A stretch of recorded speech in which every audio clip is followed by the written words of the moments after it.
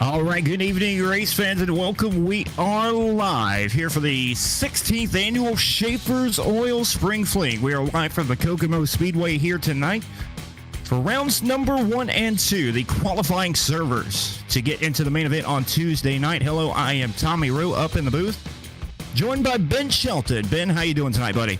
Oh, man, I'm doing great. Excited to be here. $18,000 on the line over the course of 2 nights and maximum bragging rights as we get set for the 16th annual Schaeffer's Oil Spring Fling. One of the biggest iRacing dirt events of the year. $6,000 going to go to the winner of the series on Tuesday night. But beforehand, we have 120 drivers to narrow it down to our 24-car starting field on Tuesday night. We're going to go through 2 servers here tonight, with the first 60 drivers going to qualify in. The top 12 from A main server number 1 will make up the inside rows of the main event on Tuesday night, with the server number 2 making up the outside rows.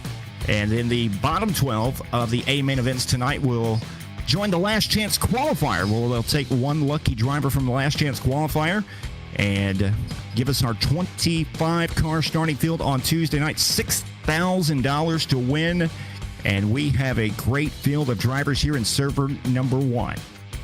Blake Majulis was atop the boards in hot laps, and we get set now for qualifying. The CFM Designs by JDM qualifying. And again, Tommy, man, you don't want to get buried early in the night, so qualifying is going to be very important to set these 6 heat race lineups. Yeah, qualifying definitely important. You're going to run 6 heat races here in server number 1. Then we'll run through the alphabet soup, where the top 6 will transfer from the D main over to the C main and on, and we'll take the top 3 from each one of the heat races, and then the top 6, from the B main to give us our 24-car starting field. And we are just about done with our first practice of the evening. Get ready to move over to qualifying. And like Ben said, that is going to be very, very important here, as you want to have yourself a good starting position. Only 8-lap heat races, so these will go by very, very quickly. And we're at Kokomo. This is the shortest track that we've had the Spring Fling at just yet, and it's going to be a great, great evening of racing. Well, I think another thing to think about, Tommy, is the latest update on iRacing, where we now have tire wear. And you don't know on a quarter-mile bull ring how much factory could play, but it could. And I know guys have been doing a lot of testing. And the key is, if you try to save your tires early, are you in danger of going down a lap and taking you out of contention altogether? Yeah, good point right there. Brand new update coming just a couple of weekends ago. And as you said, tire wear is a factor. They had the options to turn the mirrors off. Decided to keep those on for this spring fling. Just too big of an event and too little time to practice without the mirrors. Not sure if that's saying anything about the drivers or not, but nonetheless, gonna have the mirrors on. But the tire wear, like you said, is a factor.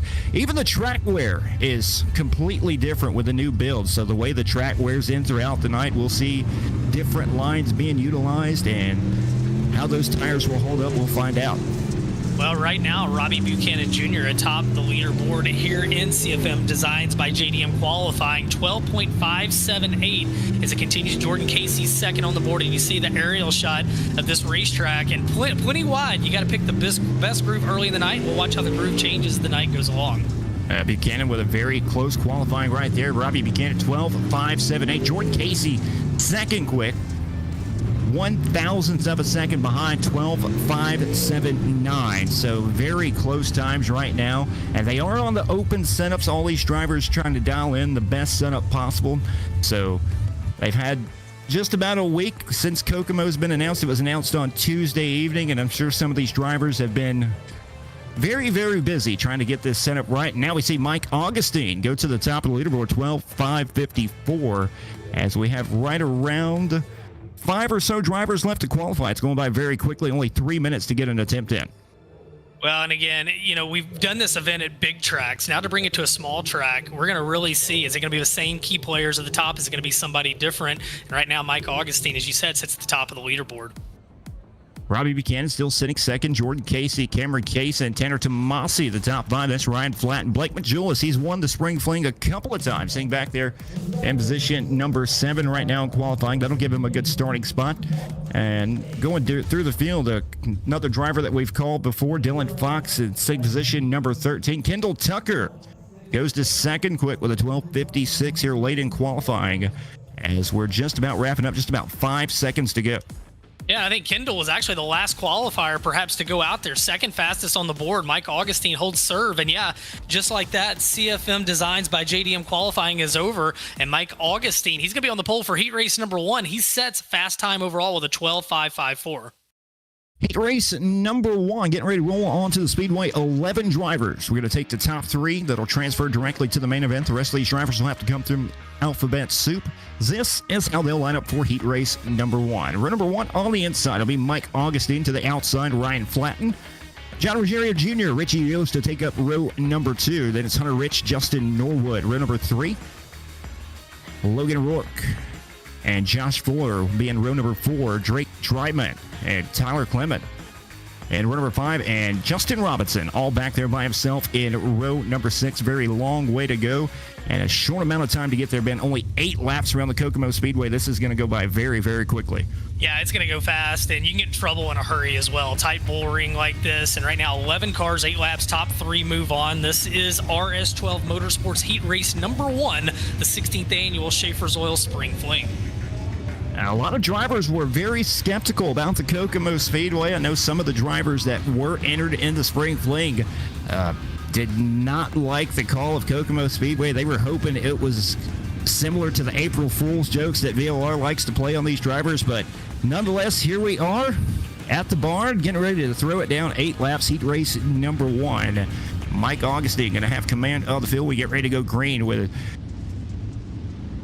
Ryan Flatten to the outside. Should be a very interesting race as the pace truck is in, getting ready to go green right here to turn number 4. Augustine on the pole, Flatten alongside, and Augustine gets a great start as they will head down the front straight off into turn number 1. And how about Augustine with the whole shot as Ruggiero moves in, starts battle position number 2 with Ryan Flatten.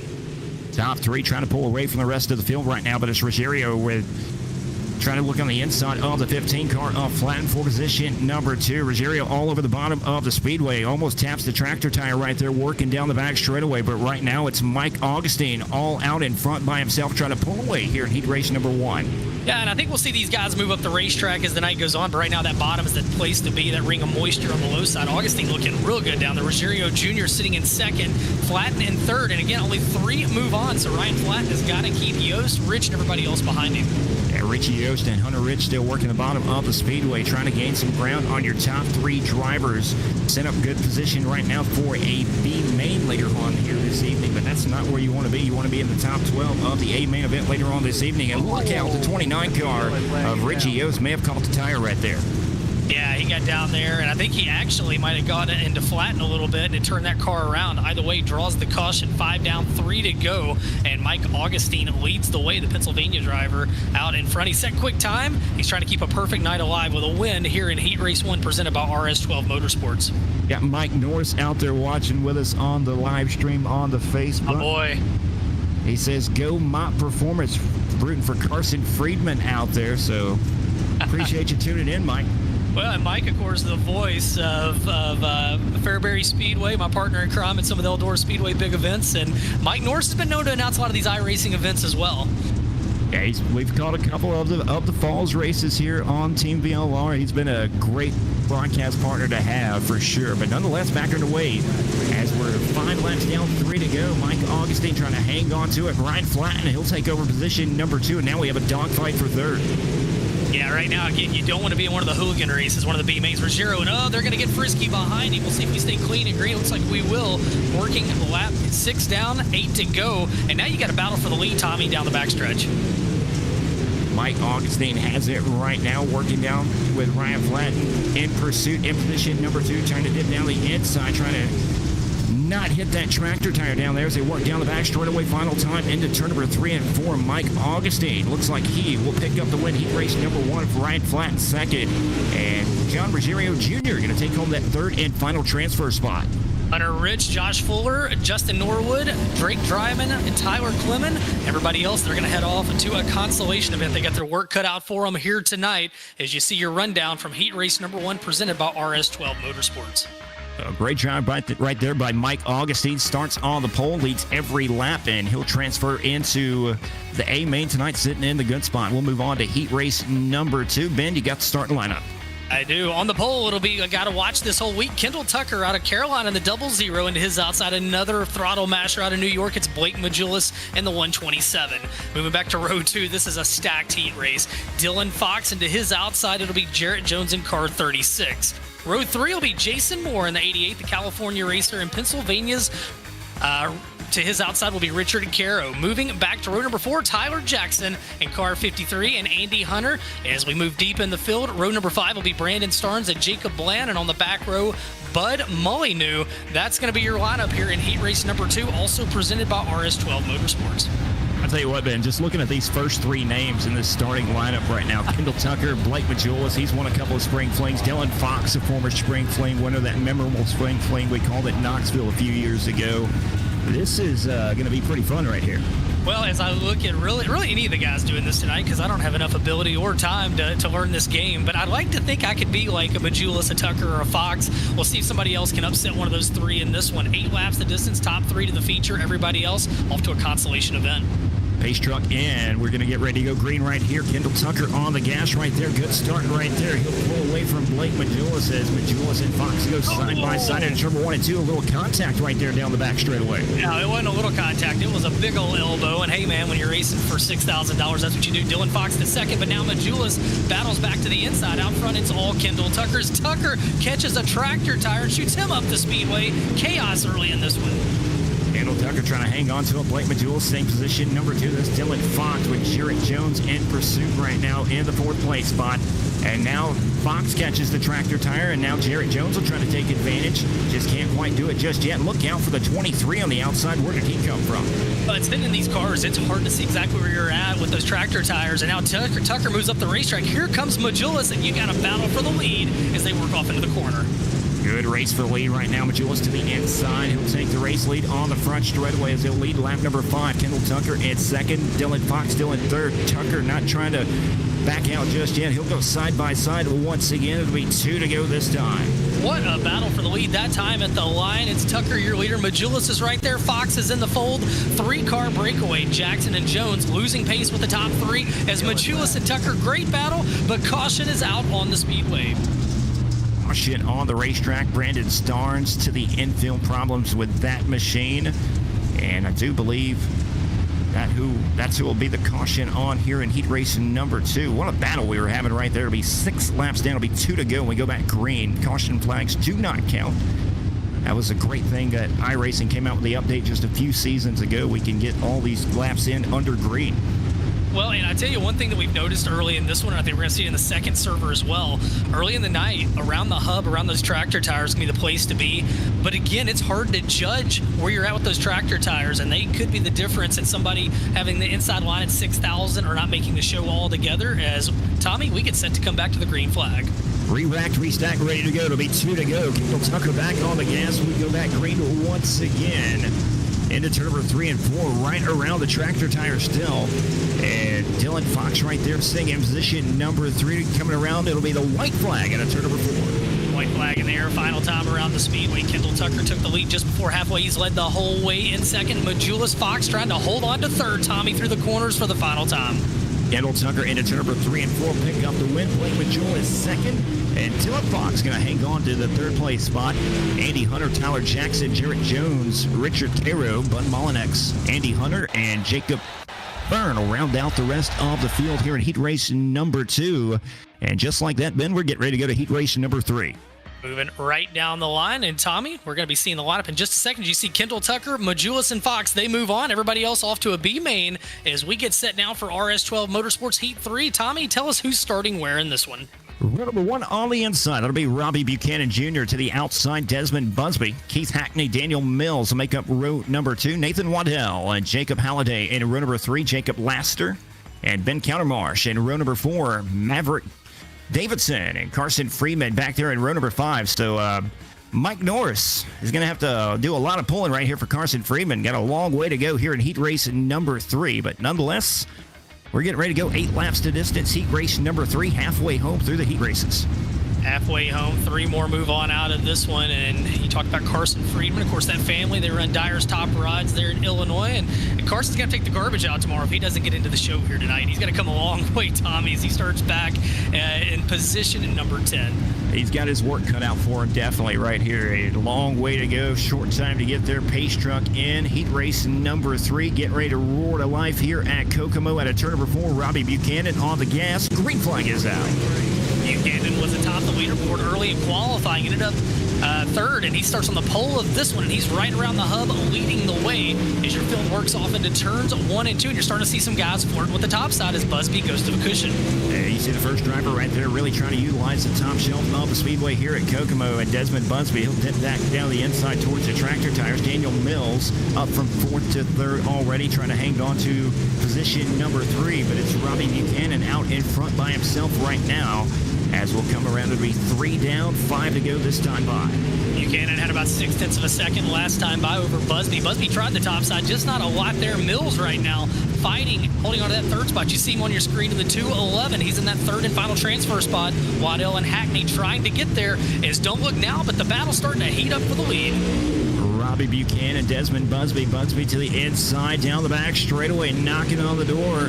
It looks like he'll have the inside line into turn number 3 and 4. Buchanan to the outside. New race leader at the line, Desmond Busby. Well, how about that? Busby early in the race, the first one to try to go to the top so far tonight. He goes to the bottom, and that's where he gets the lead. Buchanan has gone to the top, trying to make hay on your leader. Laps are ticking down in this one, 0.3 of a second. Robbie Buchanan holds over Desmond Busby. Not sure if the top's just there just yet right now, because Buchanan in danger of losing second to Daniel Mills, but all 3 of those drivers in the good spot as we work the white flag lap. One more trip around heat race number 3. It's Desmond Busby out in front. Well, he started second. He fell back to second early in this one, but he holds the first spot through turns 3 and 4. Checkered flag is out, and the winner of RS12 Motorsports Heat 3, Desmond Busby. Robbie Buchanan Jr. moves off to the main event with him, along with Daniel Mills, Keith Hackney, Jacob Laster, Nathan Waddell, Ben Cowdermash, and everybody else headed off to a consolation event. So great drive right there by Desmond Busby, able to get around, and we'll move on to heat race number 4. Ben, 10 more drivers. Who you got? All right, this will be Heat 4 presented by CFM Designs by JDM. And on the pole, it's going to be Jordan Casey, the Wisconsin driver in the 42. To his outside, it'll be James Starry out of the Lone Star State of Texas in the 741. Row 2 will be Andrew Clark in car number 5. And to his outside, New York's Richard Murtaugh Jr. in the number 33. Moving back to row number 3, it'll be Howard Weaver. We'll keep an eye on him in the 07. He starts in the 5th spot. And in the 6th spot, it'll be Tucker Halliday. Row number 4, Matt Yorker in the 3. Caleb Durgan in the 35, and on the back row it'll be Cole Newhoffen and Darren Willie. That's your 10 cars, 8 laps. This is CFM Designs by JDM, heat race number 4. Top 3 move off to the features. We continue to move guys off to this important prelim tonight, Tommy, where the top 12 lock into Tuesday night $6,000 to win finale. Quite a few names that I've called in the past in this heat race as well. 10 drivers. Once again, top 3 do transfer. Jordan Casey, I've called a few of his wins. Me and Mike Norris have actually called a couple of his wins at the Fairbury Speedway and Team VLR before as well. He'll start alongside James Story in the front row. Richard Murtaugh back there. Got Howard Weaver. You never know what will happen with Howard Weaver. He'll either be in the front or he'll make something spectacular out of it, that's for sure. He could have an up-and-close confrontation with a tractor tire. You just can't tell about Weaver. We're going to keep an eye on him as he starts back there in row number 3. As we're getting set to go pace truck to the infield, Tommy. 8 laps, distance, top 3 move on. CFM Designs by JDM, heat race number 4. And good start right there for Jordan Casey in the 42 car. He'll lead him in turn 1 and 2 as your race leader is James Starry. And here comes the 5 of Andrew Clark with Murtaugh on the outside. 3-car tango with only 2 transfer spots up for grabs. Yeah, that's good stuff right now. They're from second to back. Oh, we got contact. One's going to head for an excursion through the infield. We'll stay clean and green some kind of way. But what a battle as they go 3 wide for the final transfer. Yeah, James Starry just moving up to the outside of the speedway, trying to get around both of these drivers, and he does just that for the moment. And here comes Murtaugh up to second as he started 4th and has worked his way up to second, and the caution comes out. I think the Christmas card list is getting shorter rapidly as we've got a lot of guys getting really aggressive back in the pack. Cole Newhoffen draws the caution, it would appear. He had worked his way up to position number 5.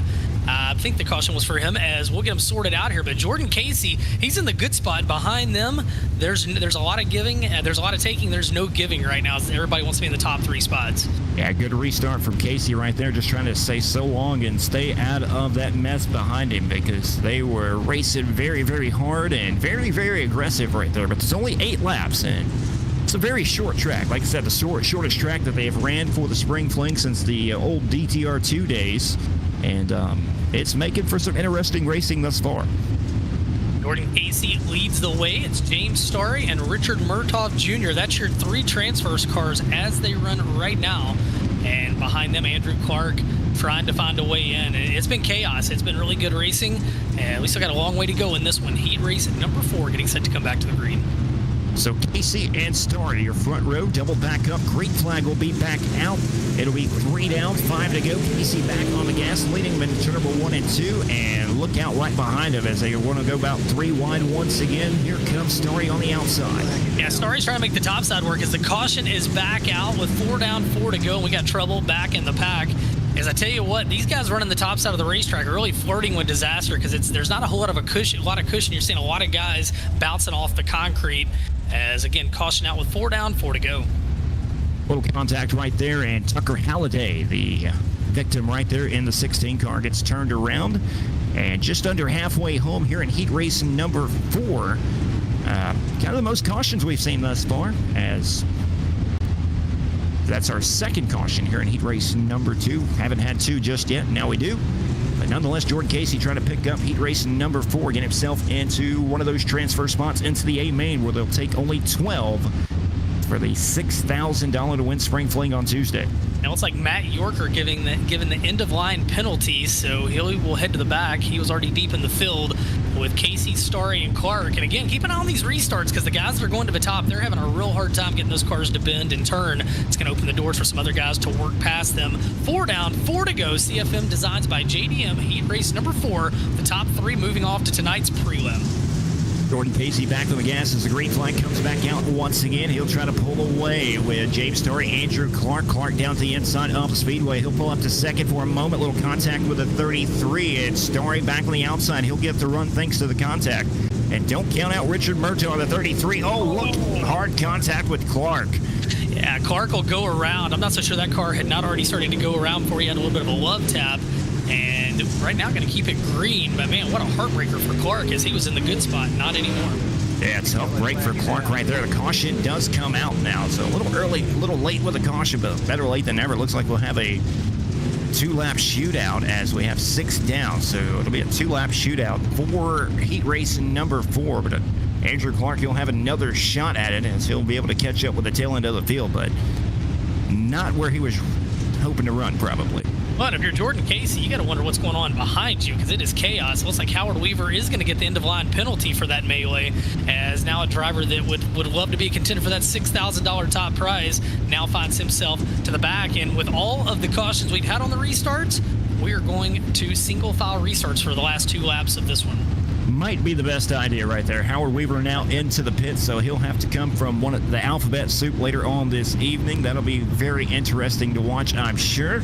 Nonetheless, pace truck in. We'll try to get these last 2 laps of heat race number 4 in. Casey on the gas. We are back underway. Wisconsin leads the way. Starry's like the top side. He'll head back up there. As you see him flirt with the concrete, he holds on to second, but now he's got company. Here comes Caleb Durgan, and we got a battle for second on back. It looks like it was a white flag shootout right there, because Jordan Casey going to pick up the win, and James Starry will take home second. Caleb Durgan 8th to 3rd for the final transfer spot. Heat race number 4. Good drive by him. Yeah, your drivers moving on will be Jordan Casey in the 42, then James Starry and Caleb Durgan, Richard Murtaugh Jr., Darren Willey, Tucker Halliday. Everybody else, they'll head off to a B main. Meanwhile, Tommy, we're going to head off to heat race number 5, the CFM Designs by JDM Heat 5. Tell us who's starting where in this one. Row number 1 on the inside. That'll be Cameron Kaysen. Hagen Sorensen will make up the outside of row number 1. Clayton Tilley, he'll make up row number 2 alongside Charles Barnes. And row number 3, you'll see Colin Green, Shane James, Tyler Reed, Aiden Berlin back there in row number 4. And row number 5 will be Brad Dyer and Logan Cottles. As 10 drivers, once again, top 3 will transfer. We'll have one more heat race right after this bend, and we'll get ready for our first alphabet soup of the night. Heat race 5 of 6 on the speedway. Kaysen and Sorensen on the front row. Top 3 move on. And again, we want to thank all the great marketing partners that make this possible. Of course, this first server tonight, Majula C Setup Shop, the presenting sponsor for this first prelim for the 16th annual Schaeffer's Oil Spring Fling here tonight. And $18,000, Tommy, for iRacing on a Sunday and Tuesday night. Just fantastic deal and really cool to see these racers getting highlighted. And man, just want to thank everybody that's made it possible. Yeah, this is this. Like I said, I've been saying this for years. This race started 16 years ago with the winner getting a T-shirt, and now they're racing for $6,000 to win. It's pretty incredible. And right now, heat race number 5. It'll be up to the 18 of Cameron Kaysen. He'll have the command of the field right here at number 4. Green flag is out. Heat race number 5. We are underway. Not the best start we've seen tonight because Kaysen did not pull away that time. Yeah, right now he's got his hands full. They're all around him. He's got battle to the inside as we come around to quick lap number 1. And oh, hang on, we got one going around. And chaos right out of the gate as we had a battle for the lead, and then we had a contender go by the wayside. Yeah, Clayton Tilley and the Scott Bloomquist, looks like throwback car right there, out there on the speedway, gets turned around, racing for the lead. A little contact right there with Cameron Kaysen, and we'll see how the admins will treat that one right there. We'll see how Stephen Calavoda wants to call the contact. I can tell you right now, zero chance I'd want to be the race director on this, making any of these calls. There's nothing fun about having to do that. And, man, Clayton Tilley going for the lead. Car got turned around, and we'll see if he did it all on his lonesome or if maybe he had a little bit of help. I don't know if I'd want to be the race director at a $300 race to win, much less $6,000 on iRacing like these guys are going for. These race directors can take some harsh criticism at times. Oh, on a good night. I'm the series director for Castrol Flow Racing Night in America, and I consider it a good night if I've been yelled at less than 5 times. So that's a good night. So there you go. But right now, it looks like we are just going to put Tilley on the back. We're going to get set to try this one again. Kaysen there on the pole, Sorensen alongside. And as you said, Tommy, Kaysen did not get a good start the first time. We'll see if it's better this go-round. Kaysen back on the gas this time. Green flag is back out, and the 45 of Sorensen going to stay with him once again. Kaysen not pulling away too much, and here comes the 21 of Burks, and he'll bring Colin Green in the 1 car with him. Kaysen let it drift wide off the corner. That opened the door for Sorensen. Will you have a new leader at the line? Yes, sir, you will. Hagen Sorensen, but not before the caution comes out as our old buddy, the yellow flag, comes out once again here tonight in prelim action. Yellow flag out for the yellow car, the 64 of Logan Cottles, who gets turned around here in heat race number 5. Still just 1 or 2 laps on the board so far here in heat. We'll call it 2 laps on the board. It'll be 6 to go. Kaysen out in front has not got the best restart so far, and Sorensen has stayed with him on the first 2. It's got to be frustrating to see these cautions come out back to back. Yeah, it's hard to get any kind of rhythm right now, and I think race director's getting a little bit frustrated too. But man, it's quarter-mile bullring. It's $18,000 purse, and it's guys maybe trying to go a little bit more than they usually would. Not maybe, definitely going more than they usually would. Kaysen leads the way though. Hagen Sorensen in second. Sorensen had just tried to take that lead away from him, and as we saw the caution come out, so we'll double him up, try it again. Re-racked, restacked once again, ready to go. 2 laps on the board, coming around to start lap number 3. The 18 of Cameron Kaysen to the inside. Hagen Sorensen in the orange, number 45 on the outside. That's Charles Barnes, Colin Green in row number 2. Shane James and Charles Barnes in row number 2. Green flag is back out. We are back underway. Heat race number 5. And Kaysen trying to pull away once again. Here comes the 21 of Charles Barnes knocking on the door, looking for the lead into number 3 and 4. Yeah, Barnes is going to go to the inside of Sorensen, take that spot away. Now he sets his sights on Kaysen. Kaysen leads the way over Barnes, Sorensen, and James. That's your top 4. Shane James will keep an eye on him as he goes to work on the top side of the racetrack. Top 3 drivers right there together. Shane James to the outside of the speedway, trying to run down one of those transfer spots right now. He's all up on the top shelf of the speedway, trying to make something happen. He gets a good run down the back straightaway, but the drivers in the corners just seem to pull away on the bottom. And good battle now for the lead. Kaysen is right there to his inside. It's Barnes, and we're seeing the middle of the racetrack finally start to come in tonight. Well, we have a new leader at the line, and it looks like Barnes going to hold serve there. Kaysen in second, and Sorensen moving into do battle. Meanwhile, Shane James trying to hustle on the high side, running out of time, though. Battle for the lead. Driver on the top side of the racetrack, you see it in the main frame, that's Shane James. Battle for the lead in the lower right. They're trading positions all around the speedway right now. The 21 of Charles Barnes, Cameron Kaysen, white flag was about to come out. The caution comes out once again. That oh-so-famous caution right there. And I do believe that'll be on Colin Green as he now sits in the pits right now in the 98 car. I do believe that is 52, excuse me. Car's a little banged up in the pits right there. Couldn't quite tell the number. Well, right now, out in front, Charles Barnes leads the way, and this one has been entertaining so far. Cameron Kaysen in second, Sorensen in third, and you got to feel like Shane James, maybe he needed this restart, Tommy, to have one shot to get into one of those top 3 spots. Yeah, he had the outside working to build up the momentum, and if those 3 drivers get to working on the bottom on this white flag lap, I'm assuming it'll be a green-white flag together type situation as we saw in the heat race number 4. So one-lap shootout for 3 transfer spots. What could go wrong? Well, I mean, a lot. That's the answer to that. A lot. As we come back to the green flag. Barnes again and Kaysen. Sorensen in third. Shane James is like that outside, and he is going to be positioned on the outside for this restart outside of row 2. Top 3 move on. Who's it going to be?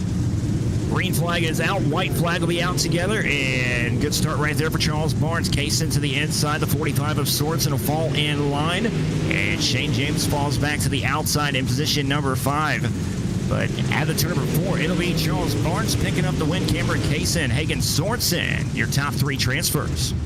Aiden Bearline just on the outside looking in. He finishes back in 4th here in Heat Race 5. Shane James falls back to 5th, and it's Clayton Tilley, Tyler Reed, and the rest of the field. They will head off and get ready for the B main. Tommy, we're going to get ready now for Heat Race number 6. And this is presented CFM Designs by JDM Heat Race number 6. And here's how we're going to line them up. On the front row, it's Tanner Tomasi, and to his outside, Drew Hopkins in the 157. Row 2 will be Matthew Catania out of Carroll, North Carolina. To his outside, J.D. Brown from California. Row 3, Cameron Winnegar in the number 28, and Bob Klein in the 7. Moving back to row number 4, Scott Neff in car 6, and Brandon Freeberg, the Illinois racer in the 171. And your back row, furthest way to go to be John Darby, Memphis area driver in the 00, and Luke Bishop out of Georgia in the 44. 10 cars, 8 laps, 6th and final heat race here in the Majula C setup shop, server number 1. Top 3 move off to the prelim feature tonight. Everybody else is going to have to make a run at the alphabet soup, as this will be the final heat before we move off to the D main. Appreciate everyone tuning in out there on the live right now. Got right around 300 watching on the TeamVLR.com Facebook right now. It's pretty awesome. Hit the like button, hit the share button. Heat race number 6, final heat race of server number 1 is underway. And a good start right there for Tanner Tomasi in the 09. He'll lead him down the back straightaway. Drew Hopkins holds on to second as they work down the back straightaway. And right now, he's seen some drivers starting to make some hay on the high side as this racetrack's really starting to widen out, Tommy. I think we're going to have some good ones by the time we get to that prelim feature tonight. Keep your eye on the 14 of J.D. Brown, working the outside of the speedway, trying to power around Catania on the outside. And now Brown, he'll move up to the transfer spot for the moment with the momentum. And here comes the 28 of Winnegar on the bottom, but Brown all the way up in 3rd already, possibly looking for more topside coming to life. J.D. Brown started 4th, and he has really liked the topside. He sits in 3rd. Tomasi sits in 2nd. Drew Hopkins leading the way out in front in the 157. So we can come around and complete another lap. And your leaders just want to see it stay clean and green. The cautions are when the leaders have had your troubles so far tonight. Yeah, J.D. Brown dips down to the bottom of the speedway right now, staying position number 3. And Ben, as you say that, the announcer's jinx, my friend. Announcer's jinx, absolutely. The caution comes out, and it looks like unofficially 4 laps on the board here in Heat Race 6. The CFM Designs presented by JDM.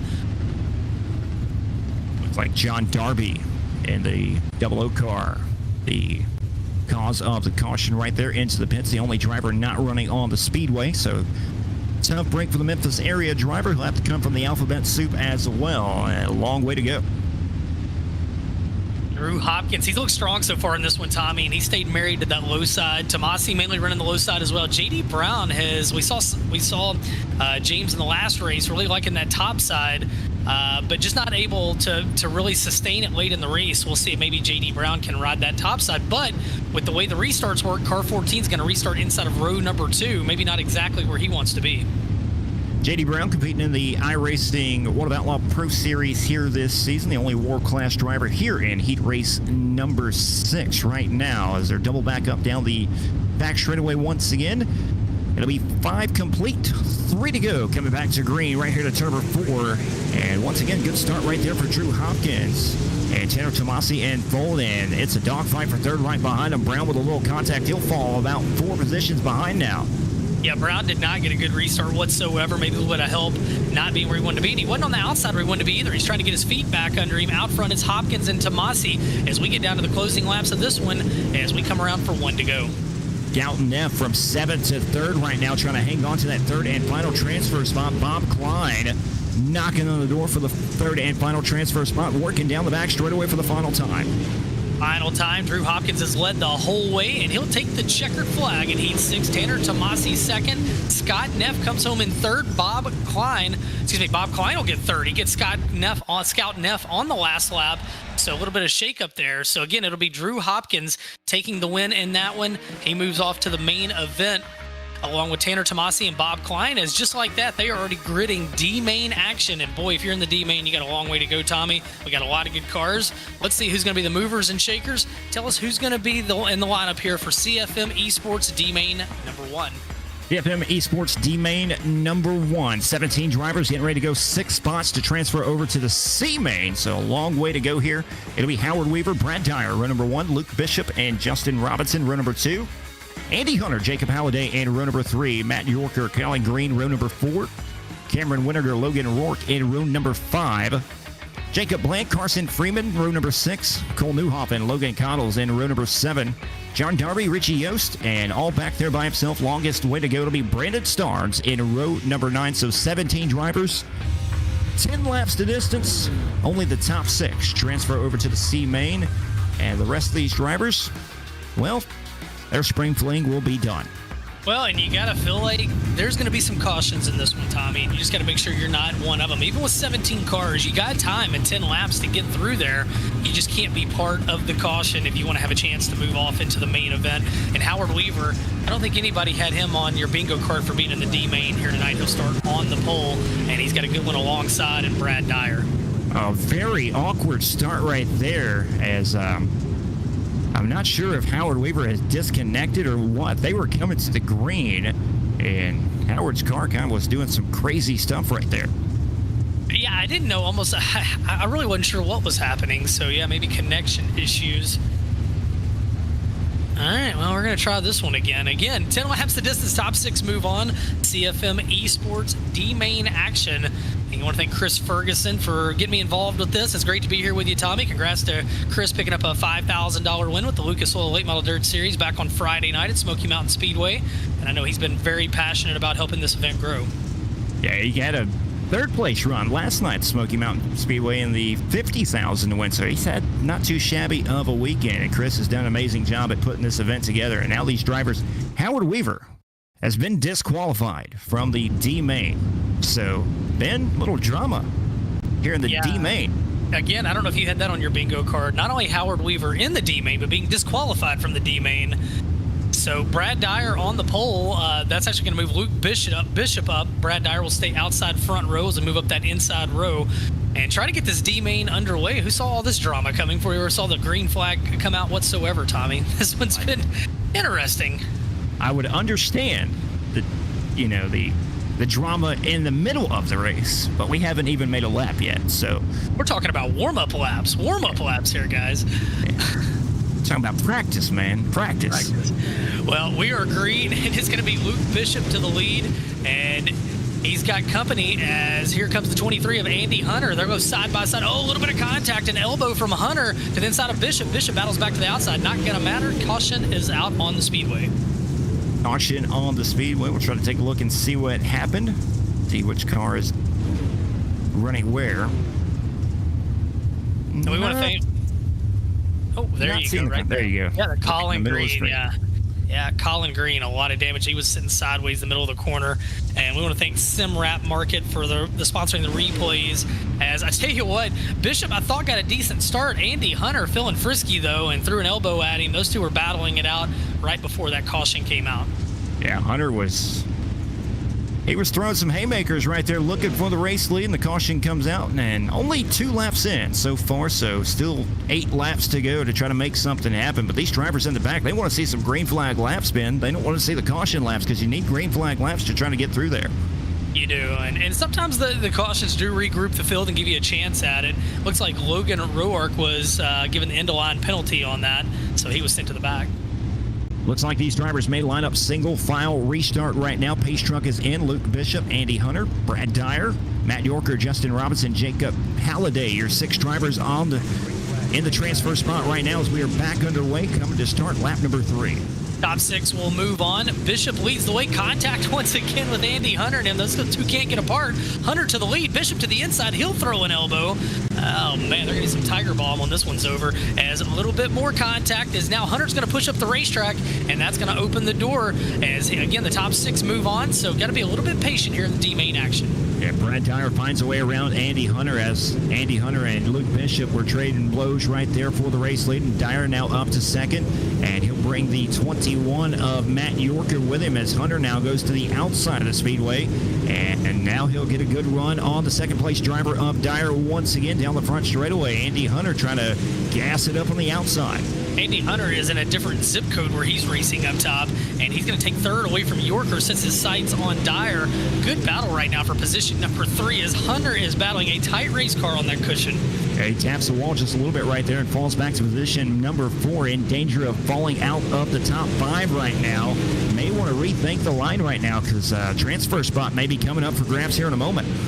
Yeah, you gotta at least move on to the next one. I know you want a good starting spot, but you don't want to give it away and not even get into the next one. Right now, Bishop leads the way, Dyer second, Hunter in third, and Weingart runs back in fourth. Fifth is Yorker. Newhoffen in position number 6. Laps ticking away in a hurry. Coming around right here, this will be the white flag lap. One more trip around as Bishop gets a little squirrely right there. And 3 on the bottom go at it. Here comes Andy Hunter on the outside. It may pay off for him right here, Ben. Into turn number 3 and 4. 3 wide out of turn number 4. Hunter's going to steal. And here in the D-main, what a drive. Wow, that was fun. Andy Hunter, 2 for the price of 1 out of 2 in turn 4. He'll take the win in CFM Esports D-main action. Brad Dyer, Luke Bishop, Matt Yorker, Cole Newhoffen, and who is our final one? Jacob Halliday. That's our 6 drivers that move on to the back of the C main, and they've got their work cut out for them, but their night is not over yet. If you finish 7th on back, your night has come to an early end. Well, Ben, 12 laps, 6 more go to the B main. Where are they starting at? All right, this is CFM Esports C-Main action. The only C-Main here tonight. It'll be Nathan Waddell on the pole, to his outside, Tucker Halliday. Row number 2 will be Clayton Tilley and Matthew Catania. Row number 3 will be Drake Dryman and Richard Caro. Moving back to row 4, it's Ben Kautermosh and Andrew Clark. Moving back to row number 5, it's Andrew Clark and Tyler Reed. And sitting back there in row number 6, it will be Brandon Freeberg and Tyler Clennon, also scheduled to be in this one. Maverick Davidson, Andy Hunter. We just saw those guys come out of the D main. Brad Dyer, Luke Bishop, Matt Yorker, Cole Newhoffen, and Jacob Halliday. 19 cars, 12 laps the distance. Top 6 move off to the back of the B main. This is the one and only C main here tonight. So we added 2 more cars and 2 more laps from the D main. 12 laps the distance. Top 6 make it over to the B main.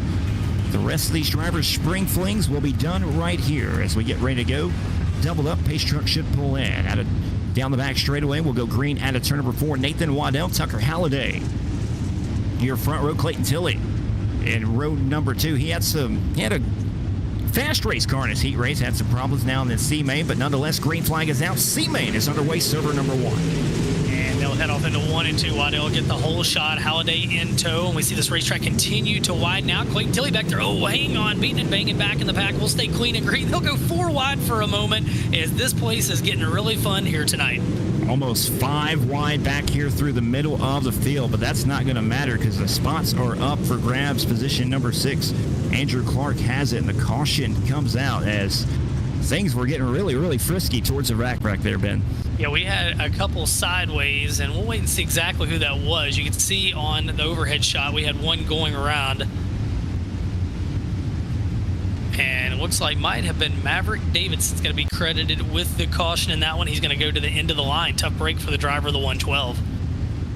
Yeah, a long way to go as Davidson will restart tail end of the field. Lucky for him, it's still early in the race, so he'll still have a shot at it. But 19th is not where you want to be sitting when you only take 6 spots. How about that first lap there, though? They were almost 5 wide, as you indicated, Tommy, as Racetrack's coming in nicely right now, and we'll see how this one unfolds. Top 6 to the back of the B main. This is CFM Esports C main action. Double back up once again. It'll be Nathan Waddell and Clayton Tilley now, the front row. Tucker Halliday and Matthew Catania in row number 2, Richard Cairo. Andrew Clark back there in row number 3, pacing down the back straightaway. Double back up. Should be getting ready to go green right here to turn number 4. It'll be 2 complete. 10 to go, coming back to green right here. Nathan Waddell going to lead him back to the green as we are back underway in C main action. He started on the pole. He led the first one and the first lap, and now he continues to lead the way as Clayton Tilley did not get a good start. He'll fall back in the pack as Tucker Halliday still got Waddell in his sights as we come around to complete another lap. And right now it's Waddell leading the way from the pole starting position. Look out for Andy Hunter. He was in the D main just a second ago from 14th to 7th. Looking for more. He'll get around Countermarsh right now. Looking in position number 6 as Andy Hunter has found himself inside a transfer spot already here in the C main. The caution comes out. Yeah, the caution's out on the speedway, and Andy Hunter, oh man, I tell you what, he could run the alphabet, get into the prelim feature here tonight, and he's got 40 laps to work his way into a top 12 spot as the caution is out on the speedway. Man, if we could stay green flag, Tommy, we've got some good racing happening tonight. Just these cautions right now keep breaking the momentum. Racetrack seems absolutely unbelievable right now as we got some Chargers through the field. Andy Hunter, as I said, 14th to 6th. How about Cole Newhoffen, 18th to 7th? He's only 1 spot out of a transfer right now. And then Matt Yorker, 17th to 8th. So some movers and shakers through the field right now as we're only a couple of laps into this. 4 laps complete. Actually, it'll be 5 when we go back to green.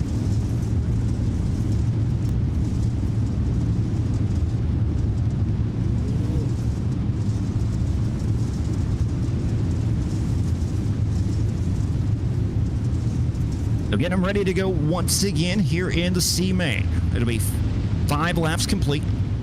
Nathan Waddell, Tucker Halliday, row number 1, Richard Cairo, Andrew Clark, and row number 2, Matthew Catania, Andy Hunter. Your 6 drivers in the good spot right now. Coming back to green once again. Green flag is back out for the C main. 5 down, 7 to go.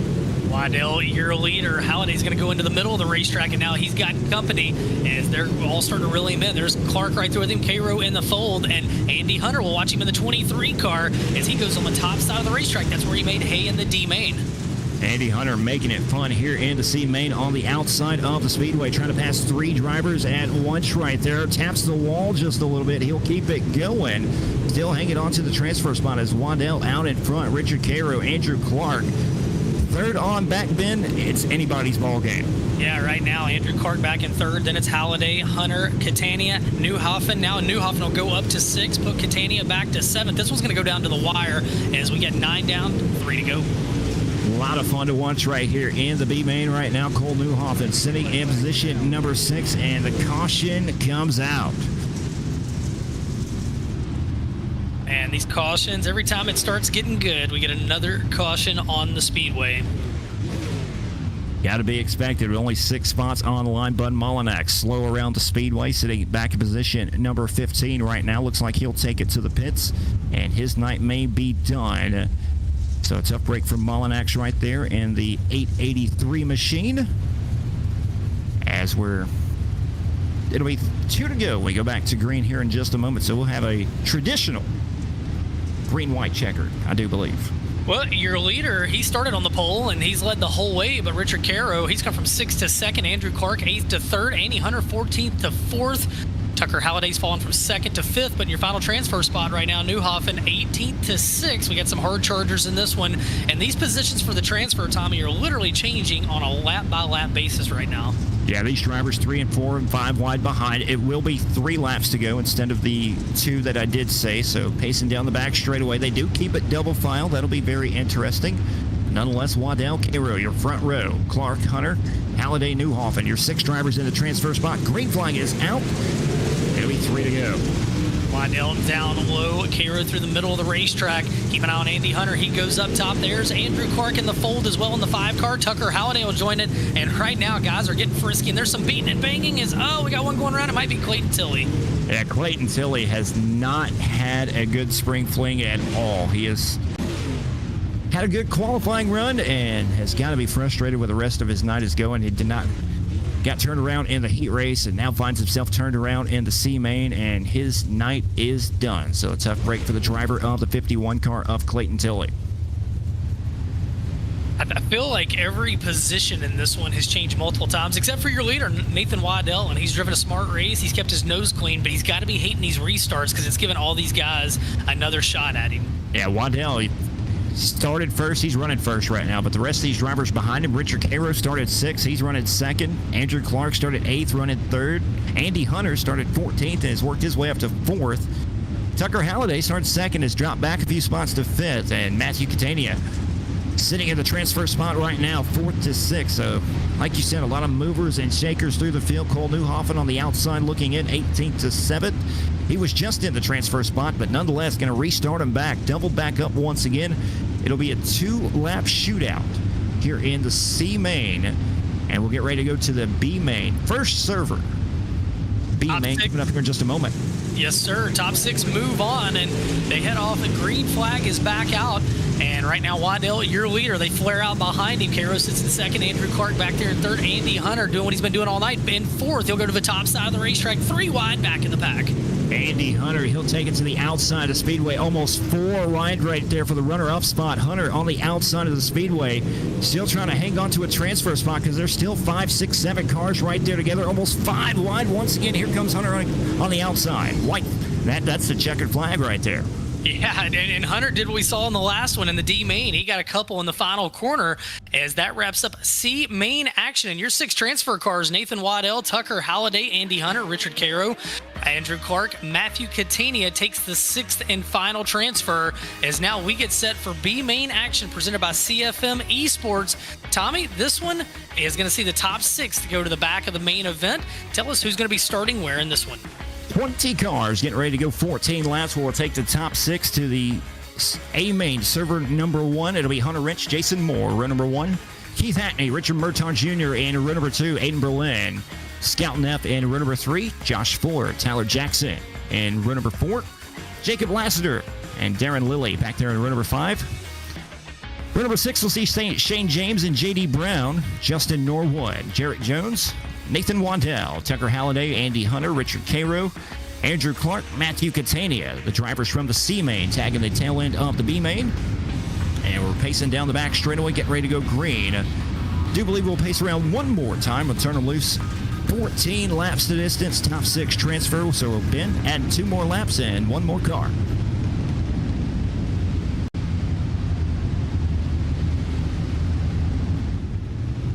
Hunter Rich in the 33 car. Jason Moore, that's your front row, getting ready to go green. Keith Hackney, Richard Murtaugh back there in row number 2. And Tommy, a lot of good cars in this one. And again, keep your dreams alive. It starts here. Top 6 move on. Hunter Rich will take them off into turns 1 and 2, driving a Catania in tow. Hunter Rich imitating the 33 car of Evan C. right now, out in front as your race leader. Keith Hackney will take over position number 2 here on the opening lap. And he'll bring Aiden Berlin right there, right behind him, sitting in position number 3. Jason Moore, Richard Merton, Josh Fuller, your 6 drivers in the transfer spots at the moment, coming around to work lap number 3. And guys, right now trying different grooves around this racetrack to see what works and what doesn't. Hunter Rich has got it figured out front. Keith Hackney, a good start from 3rd into 2nd. Beerline sits back in the 3rd spot, but back from 4th on back with Jason Moore, Murtaugh, and Tyler Jackson. It's a hornet's nest here in the B main. Action all around the speedway. Hunter Rich trying to pull away and transfer to the A main event here in server number 1 as Aiden Berlin has now moved up to position number 2. Keith Hackney has fallen back to 3rd. Jason Moore, Richard Murtaugh, Justin Norwood, 13th to 6th already. Where did he come from? Now, Jacob Laster on the move as well as now battle starting to heat up for the lead. Hunter Rich and Aiden Berline going at it. Berline inches ahead for the top spot. Berline out in front, pulls ahead of Rich right now. It'll be 6 down, 8 to go here in the B main. Server number 1, Rich back to 2nd. Keith Hackney He'll lose a spot right there to Jason Moore. Jason Moore gets around him, and Justin Norwood, 13th to 5th, making some noise through the field. And caution out on the speedway. Caution halfway home, and the caution will fly here in CFM Esports B Main number 1. Taking a look right now to see what happened. Had a couple of cars getting turned around in the back right there. One of them, the 16 car, upside down.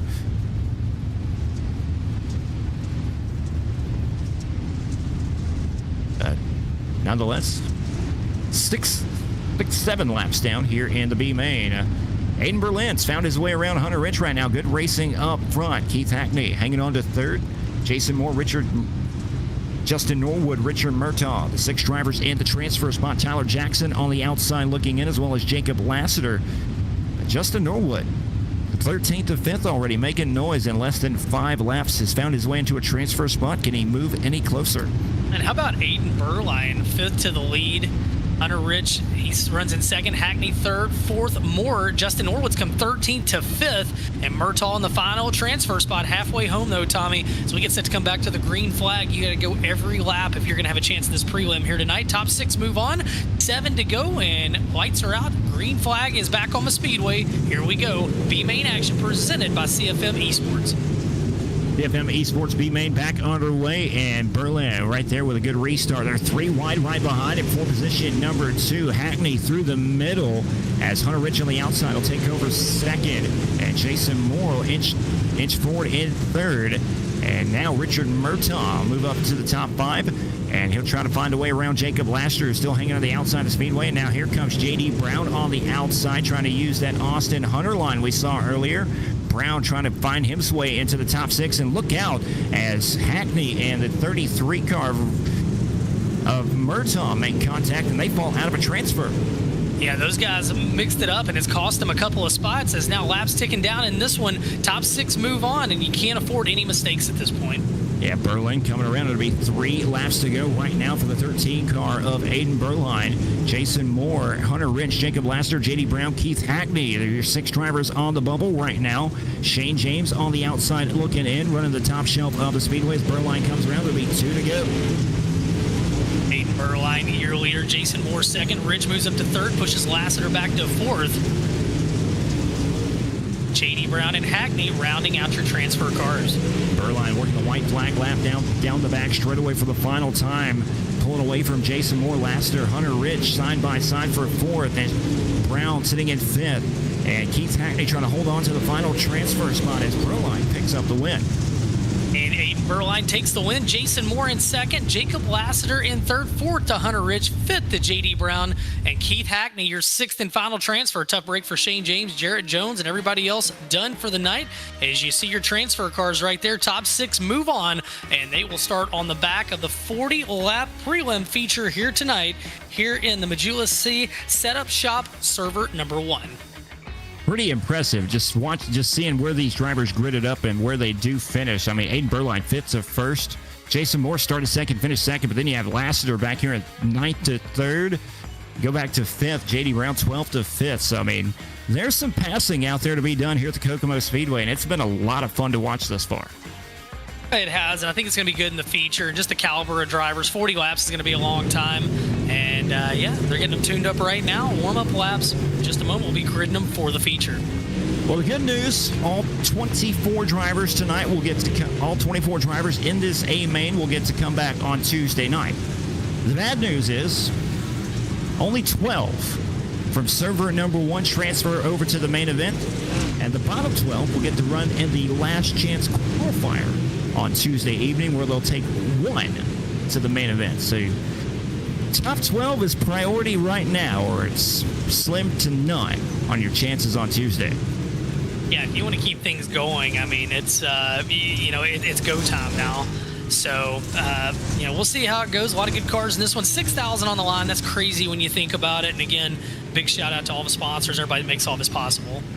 Yeah, absolutely. Spartan Transportation, CFM Esports, got the Aaron Setup Shop, the fastest ass setup shop out there, sponsoring, coming on board. Jewel C Speed Shop, A lot of great partners out there, and of course Schaeffer's Oil, who's been a part of the Spring Fling for, I do believe, right at 6 years now, coming on board, maybe 5, but nonetheless a long-time partnership with the Spring Fling to make it that much bigger. $18,000 in cash and prizes on the line, $6,000 to win. Pretty incredible for a Sunday night on iRacing.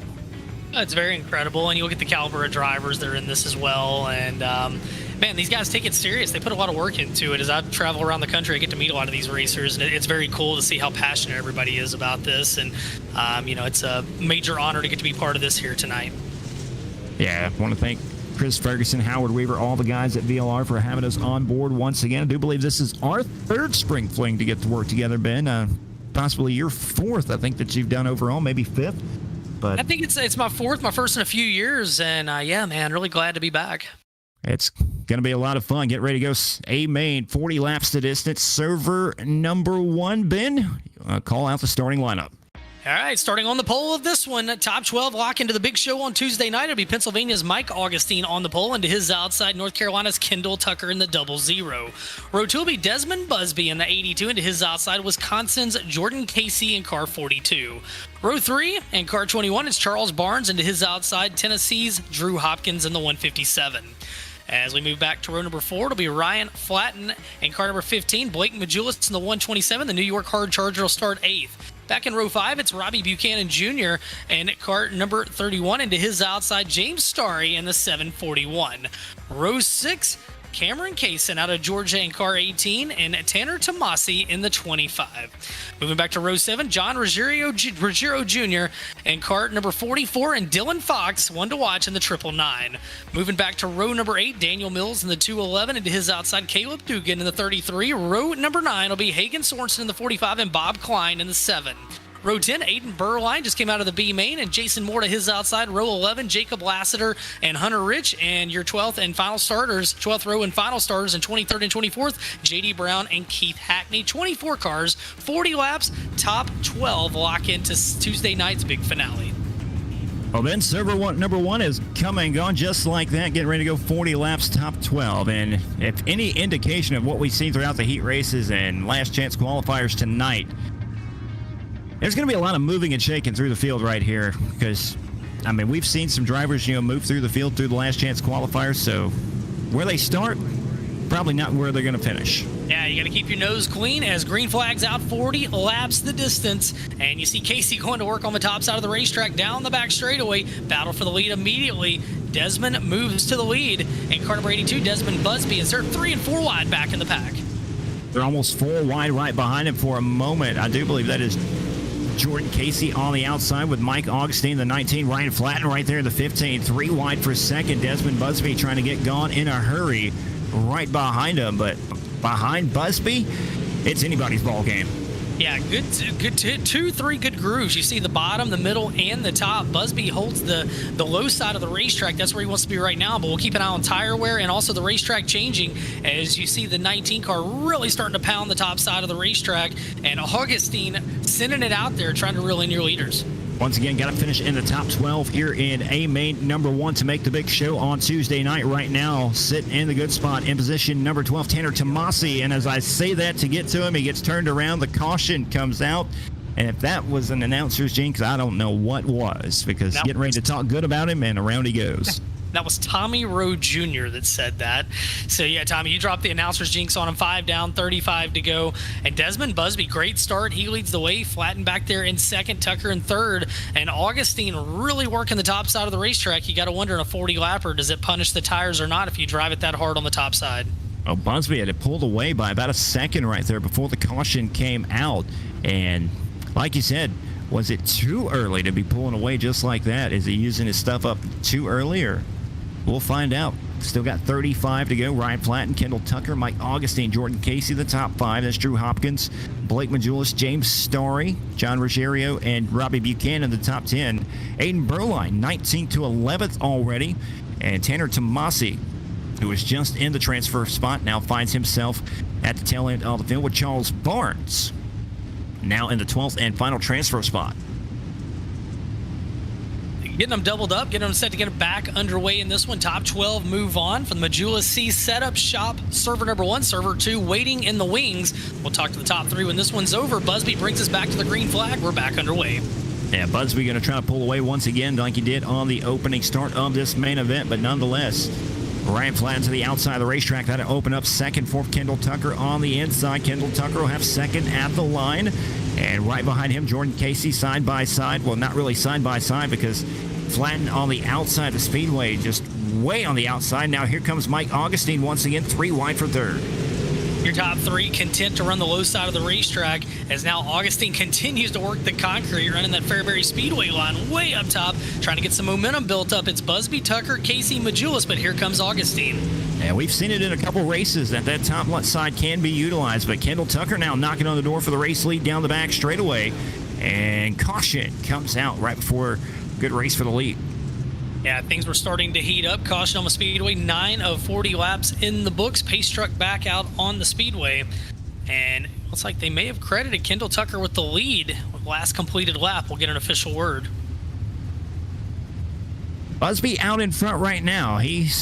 Looks like he may want to still be in the lead. You know, them drivers like to argue for them positions when the caution comes out, but we'll see what happens. Kendall Tucker right there with him as well. And Jordan Casey, Blake Majulis, Mike Augustine, John Ruggiero, the top 6. At Ryan Flatten, James Starry, Drew Hopkins, Robbie Buchanan, Charles Barnes, Caleb Durgan now the top 12. And you just saw the simrapmarket.com instant replay, and it looked like Dylan Fox turned around in the middle of the racetrack. He's given the end-of-line penalty as a couple other cars made contact as they went by him, stopped on the track. So it'll be doubled back up here in just a moment. It'll be just about 10 laps complete, or working lap number 10. We go back to green. Busby out in front in the 82 car, Tucker.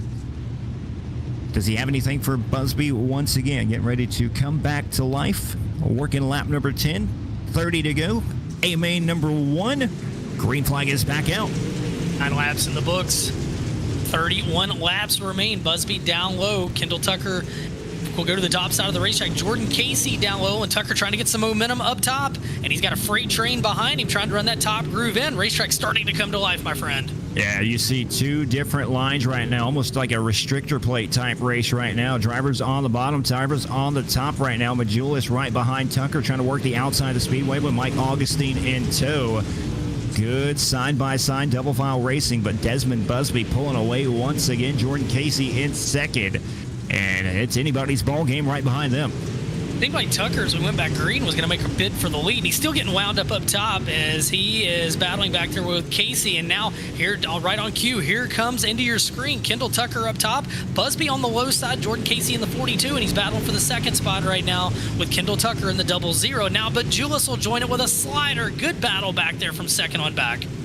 Is Desmond Busby using his stuff too early? We'll find out. Jordan Casey still sitting second, and who knows what's going to happen right here for third. It's Tucker right there knocking on the door in fourth, looking to the inside of Flatten for third. Blake Majulis on the outside of the speedway, beating down the wall, moving into the top 5 as well. Good racing in the top 5. And now Jordan Casey goes to the top side of the racetrack as you ride along with Kendall Tucker as he's taking that 00 from the top side to down low. And you can see just how hard it is to judge the low side of this racetrack where those tractor tires are as he tries to reel in your leader, Desmond Busby. Jordan Casey works to the outside in the 42 car. Good stuff here in this one as we approach the halfway mark. 18 down, 22 laps to go. Beautiful racing here around the Kokomo Speedway right now. They're side by side all over the speedway. 2 very distinct grooves out there on the speedway right now, top and bottom of the racetrack. And it's anybody's ball game. As we move back to position number 12, give you an update on the transfer spot right now. It's the 33 of Caleb Durgan holding on to the transfer spot. J.D. Brown on the outside of the racetrack once again, trying to get it wound up to move into one of those 12 positions. And you got a battle for the lead now as Jordan Casey and Busby going at it as they continue to swap that top spot. Casey working the high side, Busby down low, and here comes Jordan Casey on the high side. He'll take the lead halfway home. 20 down, 20 to go as Busby works the hub, and Casey rocketing around the top side of his bull ring. Is Desmond Busby stuff used up already? You saw him pull away by about a second on the opening laps, and now Casey running him down with ease and putting some distance between him and Desmond Busby. He'll bring the 127 of Blake Majulis on the outside with him. Majulis going to move up to second as well on lap number 22. Majulis from 8th to 2nd. Is he done there? We'll find out. He and Casey running very similar grooves. Desmond Busby still married to that low side. You see Majulis on your screen. He catches a little bit of the concrete off of the corner there off turn 4 as we work now into the latter stages of this race. Top 12 move on, and the driver on the hot seat right now, Caleb Durgan, continues to hold on 12th after starting 16th. Caleb Durgan in 12th. He's going to get some pressure right now from Hagen Sorensen in that orange number 45 machine back there in position number 13. Couldn't quite find a way around. But out in front, Jordan Casey still your race leader. Blake Majulis in tow, about a second behind right now. And now Casey going to approach some lap cars in front of it. Yeah, Jordan Casey now's got to make some decisions in a lap traffic, and not so fast as the caution comes out on lap 26. Caution on the speedway, and Jordan Casey will have not to deal with lap traffic, at least at this point.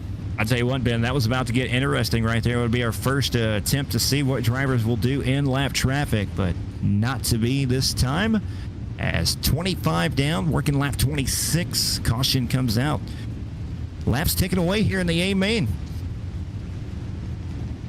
Laps definitely going quick in this one, and Jordan Casey has driven a good race so far from 4th to the lead. Blake Majulis 8th to 2nd. Desmond Busby led roughly the first half of the race. He sits in 3rd. Mike Augustine from the pole has slid back to 4th. Then Kendall Tucker, he's challenged for the lead. He sits in 5th. Ryan Flatten, James Starry from 10th to 7th.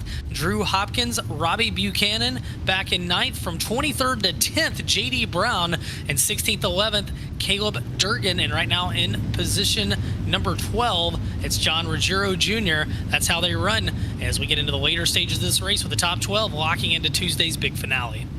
It'll be coming around. It'll be 14 to go on this restart. Jordan Casey has led pretty much every lap thus far. Coming back, not every lap. He had to get around Desmond Busby early in the race, but nonetheless coming back to green once again. Casey on the gas. And here comes Blake Majulis. He'll slide up in front of Casey for the race lead. Casey says not so fast. Takes the race lead back over down the back straightaway.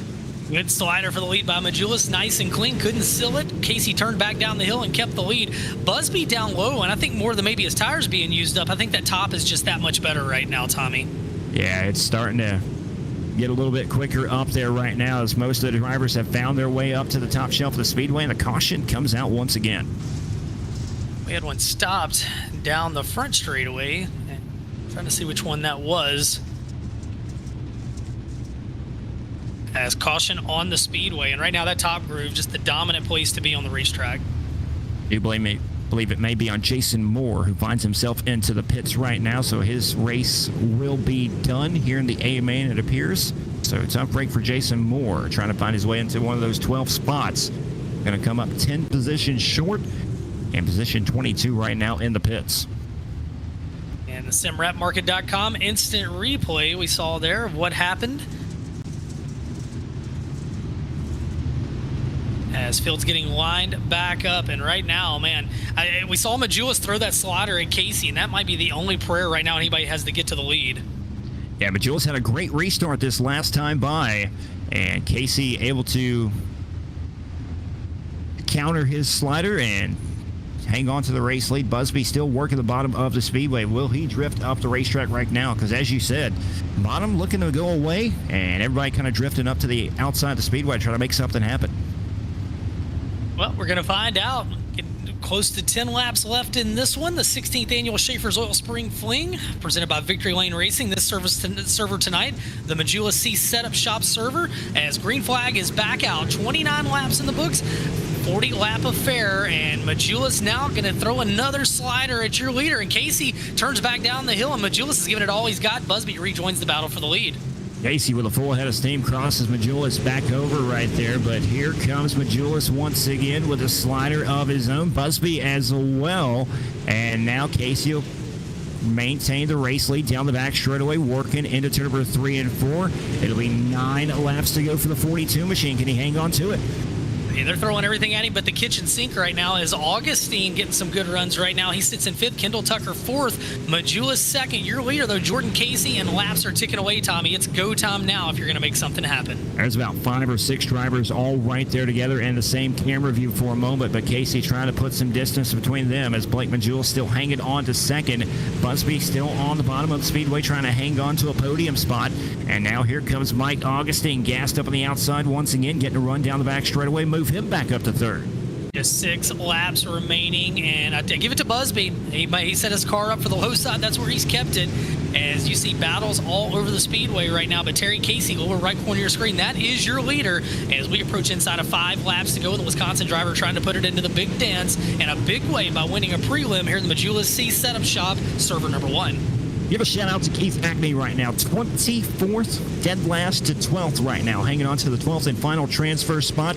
Trying to find a way around Hunter Rich in the 33 back here, who started 22nd himself and has made his way up to 11th. So drivers moving up through the field. Keith Hackney, though, dead last to a transfer spot, trying to find his way in to race for $6,000 on Tuesday night. Jordan Casey catching the back of the field. Luckily, lap traffic running down low, so not a factor for him. As Jordan Casey has driven a great race, and he's trying to seal the deal here tonight. Majula's running out of time. Can the 127 find a way to the top spot? Jordan Casey working down the back straightaway, 2 laps to go. White flag will be out next time by. Blake Majula still half a second behind. Does he have anything for your race leader? Jordan Casey coming around. White flag is out. Server number 1, Pat.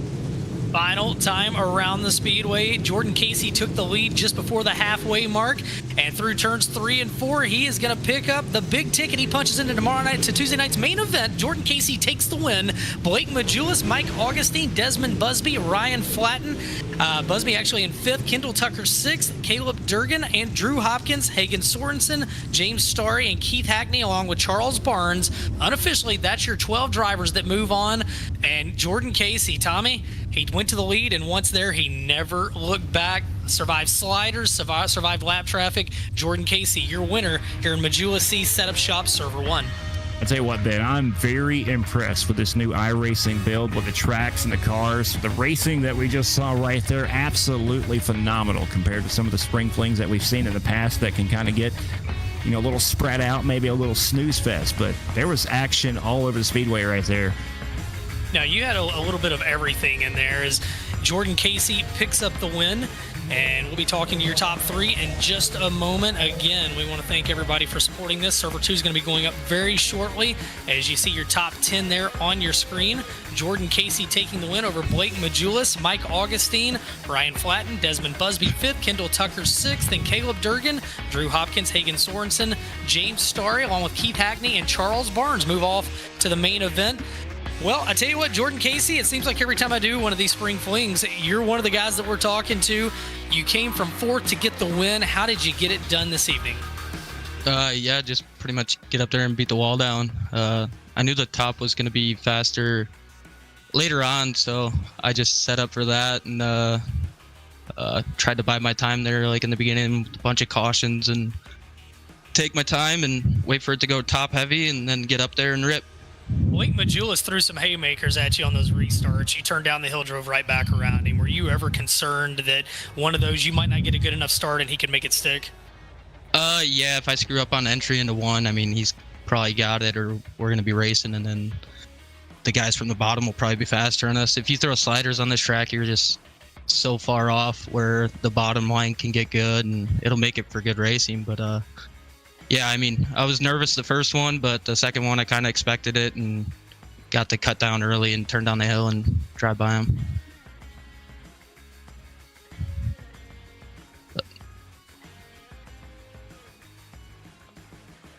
Well, Jordan, you start on the pole tomorrow night. You're going to be racing for or Tuesday night, I should say, and you're going to be racing for $6,000 to win. What's the mindset like, and what's the game plan for Tuesday night? See if my tires last for 100 laps on top, I guess. I mean, I'm going to have to set up and go tear the wall down again for 100 laps, and I'll probably be sweating my room, bro. I need to get some AC in here or something. Shit's bad. $6,000 could go towards some AC. Jordan, you pick up the win in Server 1. Who do you want to thank? Yeah, everybody at D1RT that's been ripping laps here these last 2 weeks since the update. And yeah, pretty much it. Just all them guys. It's pretty good. I can come on from taking like a year or two break and then have speed right away with these guys, building setups and stuff like that. So yeah, just everybody there. You guys for broadcasting, VLR for putting the show on. It's pretty neat. Well, congratulations, brother. We will see you tomorrow. You will be the pole sitter tomorrow night. And we will get set now to talk to our runner-up finisher, Blake Majulis, 8th to 2nd, the New York driver in the 127. And he did exactly what he needed to do. And Blake, man, everything but the kitchen sink you threw at Jordan Casey. Did you have anything else you could have tried on one of those restarts? No, I don't think so. It was just a matter of beating him into turn 1, and he was sending it into 3. He was starting literally into turn 3, so I know how that game goes. You know, if I was starting pole, I'd probably try and do the same, but you know, I know how it is, and you know, he didn't want to let me get to the outside, so his only shot was starting that early. But you know, it sucks, but yeah, starting third for the main show isn't bad, especially coming from the back there. I was a little worried. You know, we were leading the heat race before the yellow came out and got put back to second. So we battled that and was able to come to second. So I'm really not disappointed. Tommy? Well, Blake, you've won this race a couple of times in the past. What would another $6,000 spring fling mean to you on Tuesday night, buddy? Everything, man. Going for 3 in a row. Just racing my way in. The hard part's over again. Yeah, we're up front, so it's all that matters. I'm just ready to go. Honestly, the hardest part's waiting for the race, so I'm just ready to get it going and get this 100 laps moving. And yeah, I'm ready to go. Blake, who would you like to thank? Yeah, I appreciate it. A Jules Say Speed Shot. We just had a lot of cars make this race. You know, we got a lot of the inside row covered here. I think we had like 7 or 8 cars in the top 12 there that made it. So I spent a lot of time with these guys getting set up ready, and it's showing. So I'm proud of everybody in my group. Majula Say Speed Shop, WR1 Sim Chassis, Represent Limited, Reliable Energy Solutions, Design 75 for this sweet looking ride. Hopefully he's watching tonight. CFM Esports, you guys for broadcasting, VLR for the race, and we'll see you Tuesday. Well, congratulations, Blake. We will see you on Tuesday for $6,000. And now your third place finisher, Mike Augustine, as he locks into a third row starting spot. And Mike, I tell you what, man, you started from the pole. I know third's not what you wanted, but still, is it hard to hang your head when you know you're in the big show? No, not really. I'm actually pretty happy. We actually almost nailed that tire on the start there, but we got away from that one. But this is way better than last year. I didn't even get to finish a lap in the prelims, so this is I'm so happy right now. Finally made it. The racetrack. What did you notice? Anything different from when you previously raced at Kokomo with the new updates? The bottom's kind of better now. It goes away after a while, but the top is always going to be better on iRacing. Tommy? Well, Mike, you're going to start in row number 3, racing for $6,000 on Tuesday night. And what's the mindset headed into Tuesday, and what's the game plan? We're just going to save our stuff, play it smart, don't push it, and hopefully, maybe luck's on our side, we can get away with one. Well, Mike, congratulations. You're into the big show. You round out the podium, and we'll see you on Tuesday, brother. Thank you. Well, guys, that's going to wrap up this first server here in the Majula Say Setups shop, and did not disappoint, and we saw fantastic racing, and I think we've already got server 2 set to go live, so it's about time, guys. We shift gears and get ready for that one.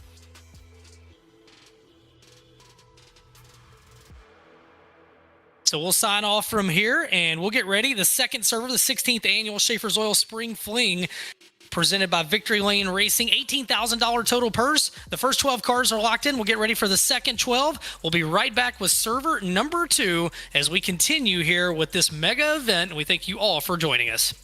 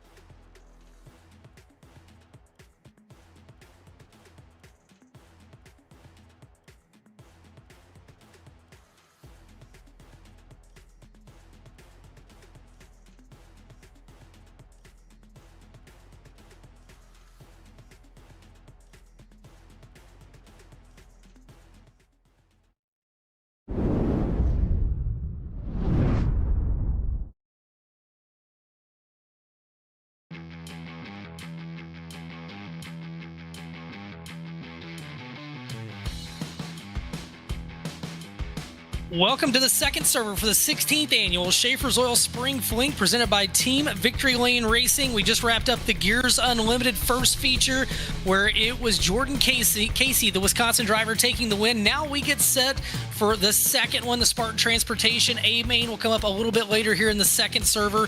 I'm Ben Shelton, joined by the voice of Riverside International Speedway, Tommy Rowe Jr. Tommy, we got 12 drivers that have punched their big ticket into the $6,000 to win Schaeffer's Oil Spring Fling on Tuesday night. 12 more drivers will move on out of this set, and just like we saw in the first set, this is a star-studded lineup in this group. Yeah, star-studded lineup, and if it's anything like we saw in server number one, I mean, the action was all over the speedway, top to bottom. The grooves were everywhere. It put on some spectacular racing, and expect to see some more in server number two. And as you said, this lineup is absolutely stacked. Well, both servers tonight presented by Majula C Setup Shop, and no big surprise, Evan C was the overall fastest driver in practice earlier at 12.055. We are now getting set for CFM Designs by JDM qualifying. It'll set the 6 heat race lineups that we'll have here tonight. In 6 heat races, 8 laps apiece. The top 3 out of each one of those heats will move on. Everybody else will be seeded into the alphabet races, the D, the C, and the B. The top 6 out of the B move off to the back of the A, which is 40 laps. And those top 12 in that A main, they move off to the main event. We'll be off tomorrow night. These guys will be testing like crazy if they're in the big show. For the 24 that made it into the features but didn't finish in the top 12, they will be in the last chance qualifier. They'll come up on Tuesday evening, and they've really got their work cut out for them. As you see on your screen, the format for this event, and 120 drivers have entered in. The first 60 have already competed in their events. Right now, the next 60 are going to try to punch their tickets in as we're underway with CFM Designs by JDM qualifying. Tommy, it was interesting because we saw in the first server, we saw that the heat races were largely on the bottom. Racetrack started to widen out. By the time we got to that Gears Unlimited main event, though, the top was the place to be, and that's where Jordan Casey went to work and put it into the big show with a win. Yeah, the bottom of the speedway, these drivers were right around the tractor tires, just right around the rim in the heat races. And as you said, it opened up, and we saw multiple grooves throughout the B and C main scene. Some drivers utilize the top and come from deep in the field to get into some transfer spots. But qualifying happening right now, as you mentioned earlier, qualifying is probably the most important part of the night because you don't have many chances to get into the A main, and you only take 12 from server number 2 A main, and you want to get a good starting spot in your heat race to try to stay out of trouble, and qualifying is where it all begins. Well, Dylan Hauser's gone to the top of the board. I love that shot that Hugo with RaceSpot just had, the aerial shot, and you can see how the racetrack is already, it's streaking up. You got areas of traction, you got areas of slick, and it's got these guys guessing early in the night. Hauser, the best lap, a 12.492, as again, those streaks of traction, streaks of slick, it's going to make things a challenge for these drivers here tonight. Brent Evans currently second fastest, 3 1,000ths back. Evans third, then Logan Herbert, Ryan Hodge, Chase Barbara. That's your top. Make that 6 right now as we work into the latter stages of qualifying. The CFM Designs by JDM qualifying. And yeah, when we go back to that first server, that Gears Unlimited feature, really there was some guys that came from back in the pack, but a lot of guys that got buried early in the night, Tommy, they were not in the feature point blank. If you got buried, you just were going to have a hard time working past this caliber of field. Yeah, these drivers are some of the best in the business on the iRacing circuit. If you get buried deep in the field, it is going to be very tough to get through and pass some of these drivers because, I mean, they're just that good, and it's going to take a lot of hard work and probably some luck to get one of those 12 transfer spots that are left up for grabs here tonight. And like I said, the bottom 12 of the main event will have one more shot on Tuesday evening, but it's a slim to none shot because they only take one from the last chance qualifier, and that'll be the bottom 12 of each one of the A main servers tonight.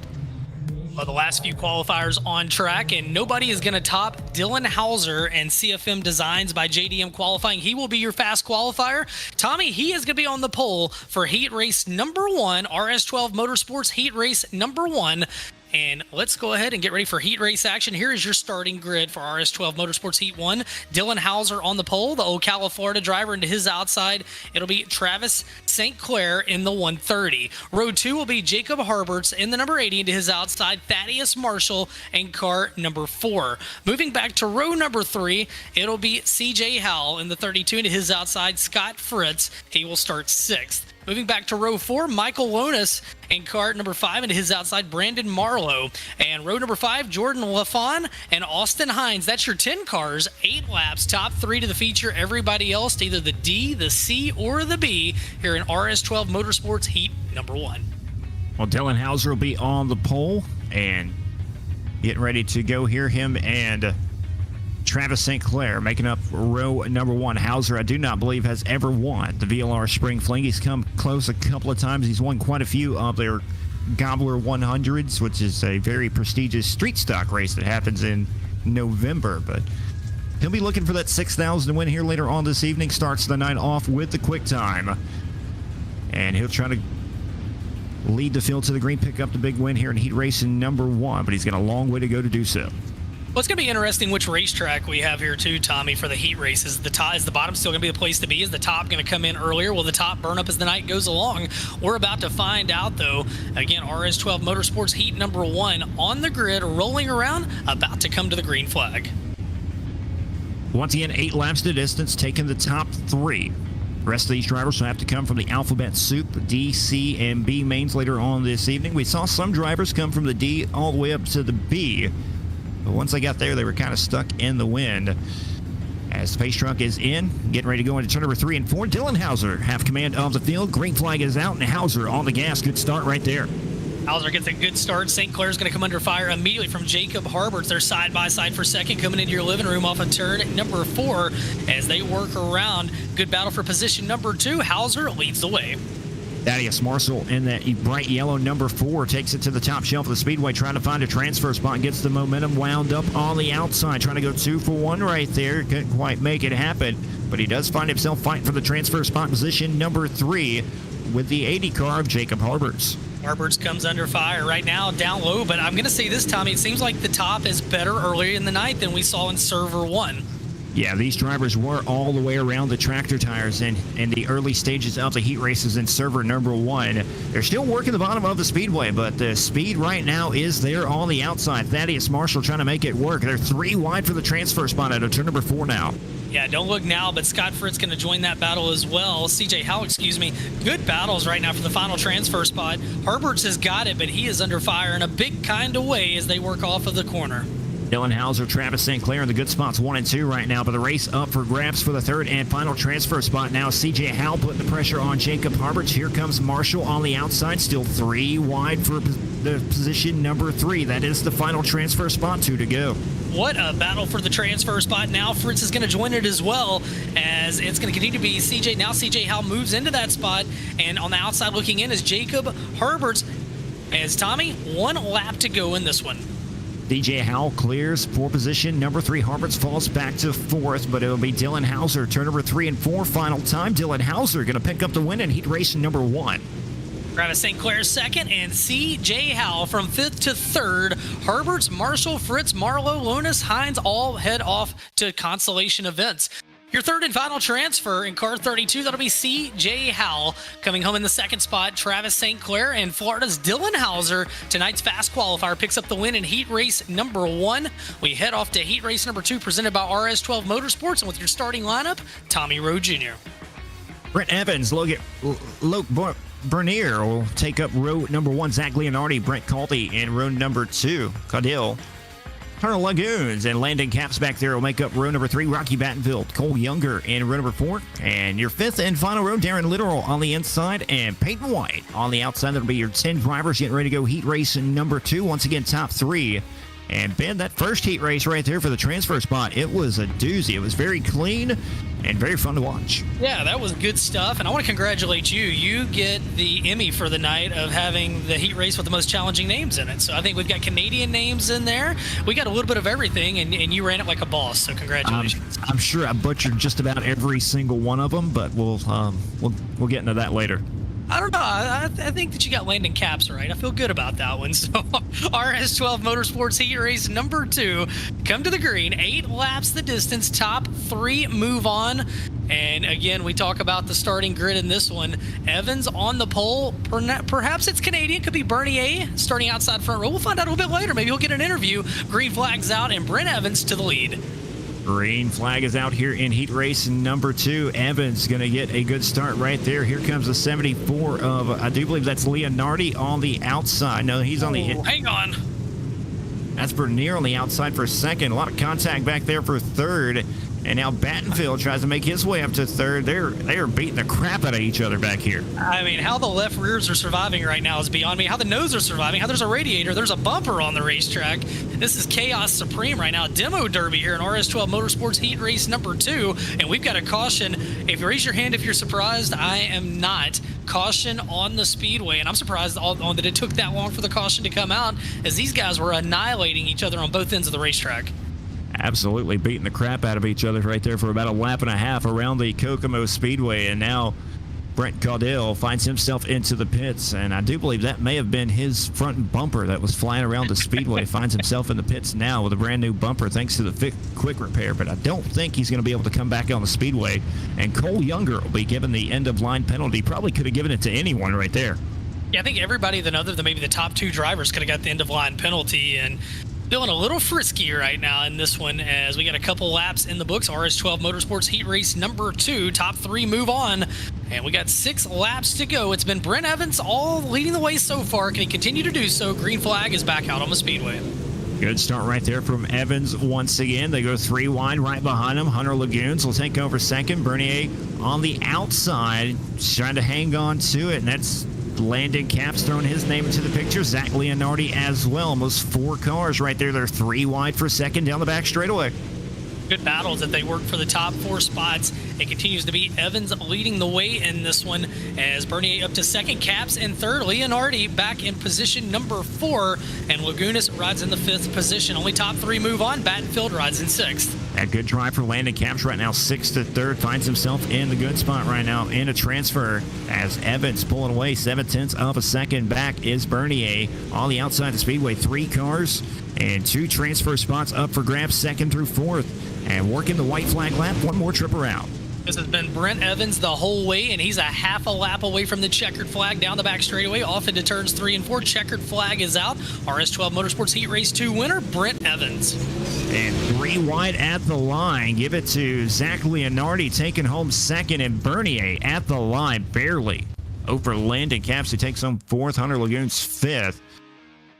That Peyton was White, good Darren stuff. Little, Rocky Battenfield, Cole Younger, Brent Caudill round out the top 10. Good racing right there. First 2 heat races have been pretty good. They have, as we get set now for RS12 Motorsports Heat Race number 3. And on the pole, it's going to be Evan C. in car number 33, the Carolina racer, and to his outside, Damian Kiefer, the Missouri driver, in car 13. Row 2 will be Ethan Toder, the Kentucky racer, in car 46, and to his outside, Craig Swartz in the 02.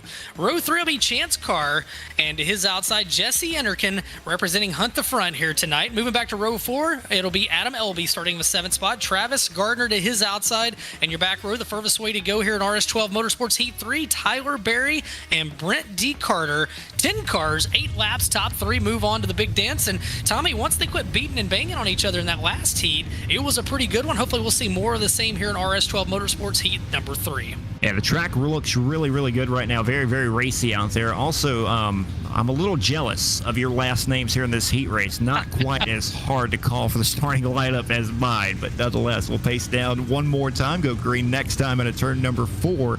Heat race number 3, just about halfway home with the heat races. We actually have some drivers with hieroglyphics coming up in the next heat race that you'll be doing the lineup of. Can't wait to hear you do them, as we've got RS12 Motorsports Heat 3, pace truck to the infield down the back straightaway, and they'll see the green flag out of turn number 4. 8 laps the distance, top 3 to the feature. Heat race 3 of 6 on the speedway. Evan C. on the gas will lead him down the front straight away. He'll bring Ethan Toder with him up to 2nd. Kiefer on the outside trying to get the big run. He'll take a full head of steam down the back straight away. He'll try to bring Craig Swartz with him into 12. They're 3 wide for 3rd once again. Transfer spot has been fun to watch throughout the first 3 heat races. It has been. Right now, Chance Carr outside looking in currently. Adam Elby, and he mixing it up back there. Damian Kiefer, you see him on your screen. The DK holds the 3rd and final transfer, but on your screen now, your leader, Evan C. in car 33 out of 2 down the back straightaway. Evan C. trying to check out from the rest of the field right now. It's pulled ahead over a second behind Ethan Toder, sits in second. Now Damian Kiefer to the inside in the 23 car. That's Toder in the 23 car taken away. Kiefer back to the inside, side by side for position number 2. Once again, halfway home, 4 down, 4 to go for Evan C. Good battle right now. Now it's going to be just slide job city right now as they battle for that position. C leads the way. Toder sits in second. Kiefer battles back to his outside. Craig Swartz in 4th. Now making Chance Carr, and Enterkin rides back in the 6th spot. Not able to make up any ground so far in this one. As Tommy, we're getting into the final laps of heat race number 3.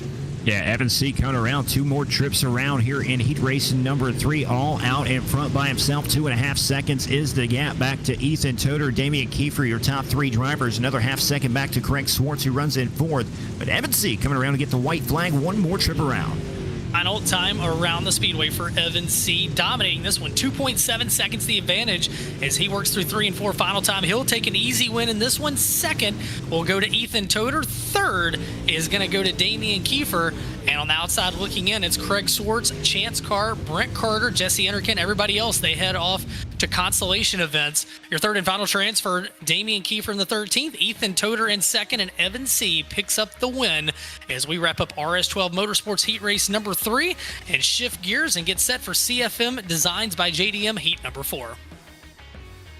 Race number 4 lined up on the speedway right now. 10 more drivers if taken on Wake. They'll line up just like this. Row number 1 on the inside, Logan Herbert. And to the outside, it'll be Dylan Yeager. Trey Mills, Alex Bergeron will make up row number 2.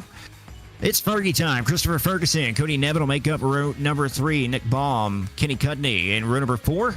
Jeremy Steele, Chad Combs in row number 5. So 10 drivers, once again, top 3 transfer, 8 laps to distance. Heat race number 4 of 6 with the CFM Esports Designs getting ready to go.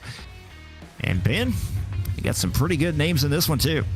Yeah, you got some guys that are coming that, not only, burn up the speedway in iRacing, but also, in the real world. Christopher Ferguson, the Florida standout, Trey Mills, and of course, Alex Bergeron.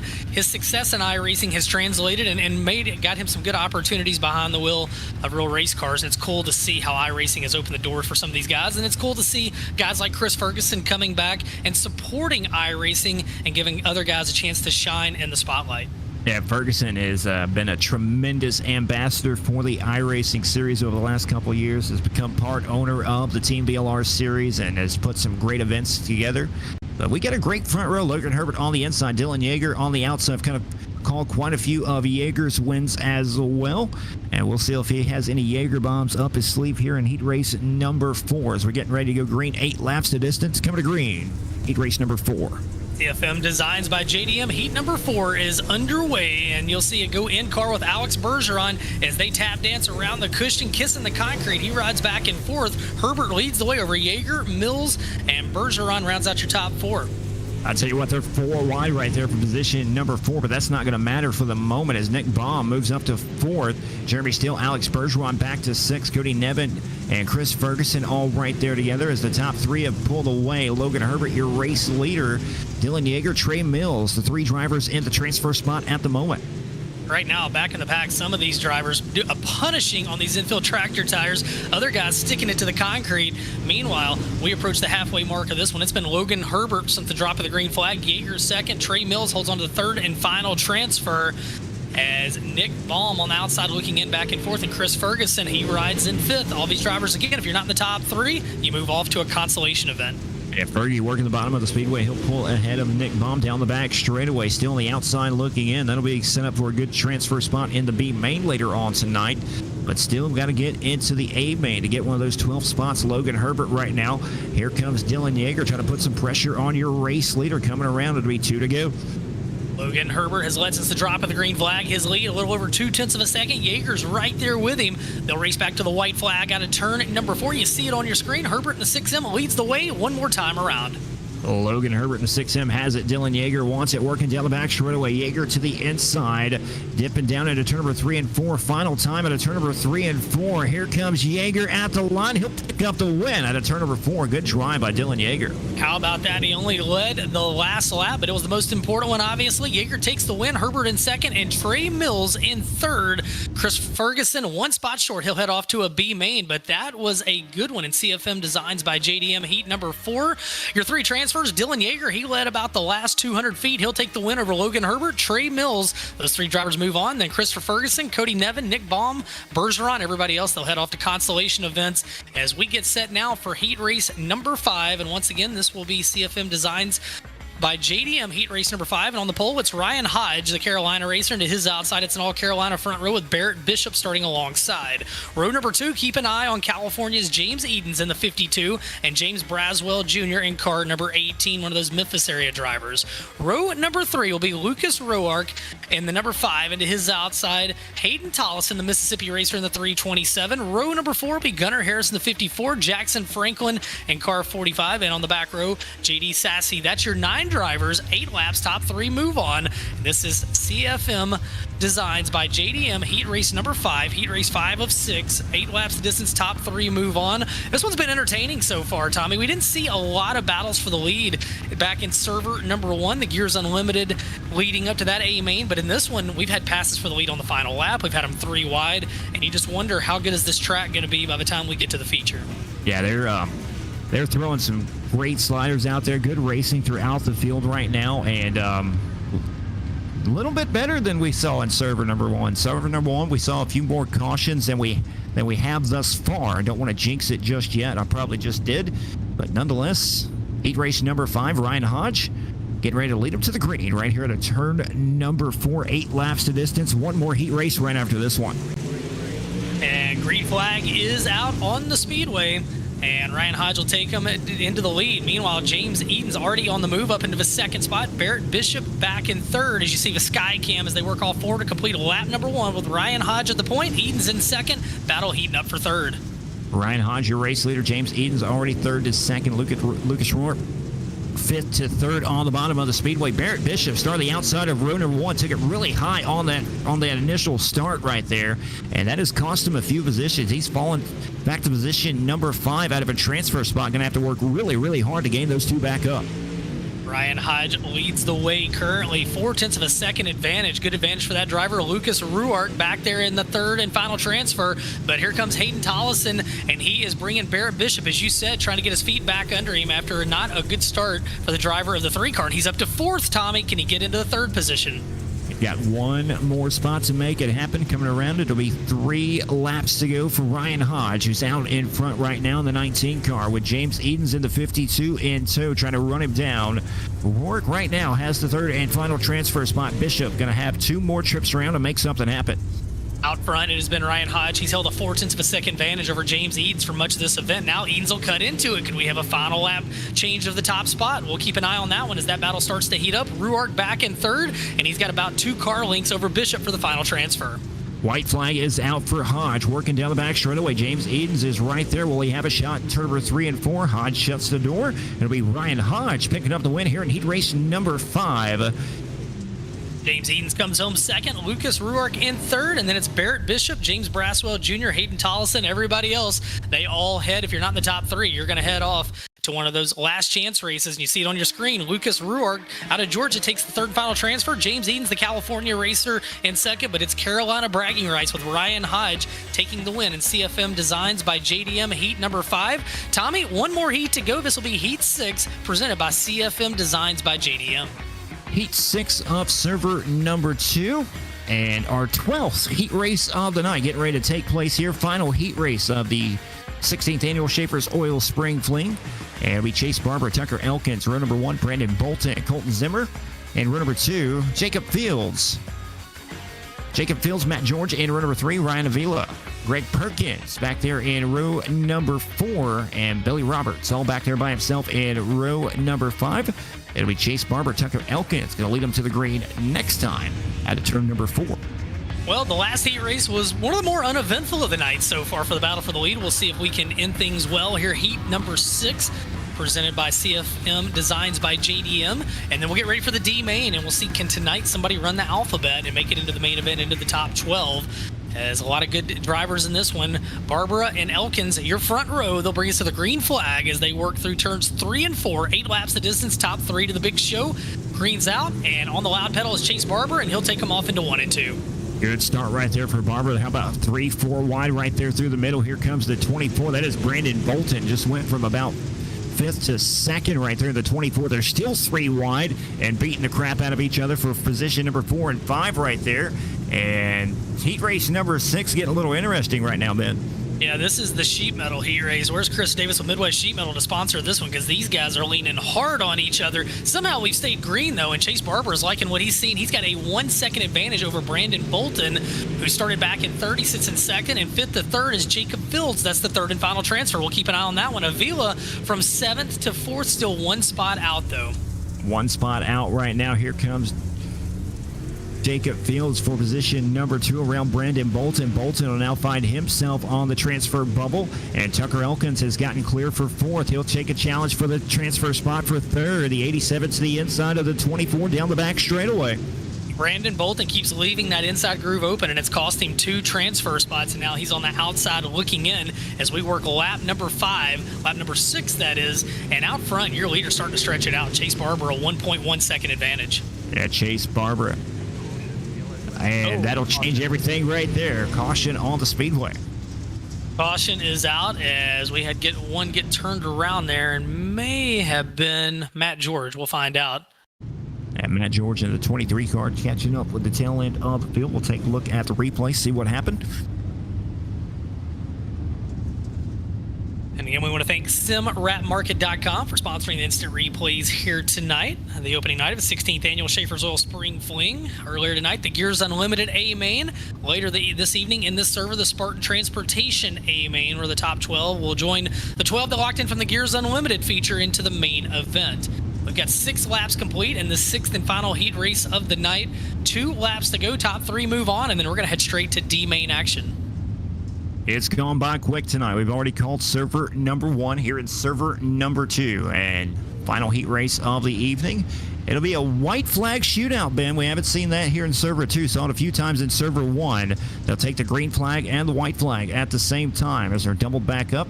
Should go green once again at a turn number 4. 1 lap for 3 transfer spots. And as I said earlier, what could go wrong with that? Chase Barber has led the whole way. Does Jacob Fields have something for him as they get set to come back around? Tucker Elkins 3rd. Brandon Bolton ran as high as 2nd. He's on the outside looking in. He rides back and forth. Outside may be the best place to start here. 1 lap shootout. Here we go. Chase Barber back on the gas. Jacob Fields to the outside. Here comes the 87 of Elkins as well. Working down the back straightaway. Final time into turn number 3 and 4. A lot of contact behind. And oh my goodness. Well, Chase Barber going to pick up the win. Chase Barber gets the win. Jacob Fields in 2nd, Tucker Elkins in 3rd, and it's going to be Hurt Feeling City behind them. Ryan Avila back there in 4th, and trying to get the running. There we go. And Colton Zimmer in 5th, Brandon Bolton 5th, Matt George. All those drivers head off to the B main, but taking the win, Chase Barbara and the 23 car. He moves off. He takes Jacob Fields and Tucker Elkins as heat race action is in the books, Tommy, as we get set now for D main action. This is CFM Esports D main, the one and only D main.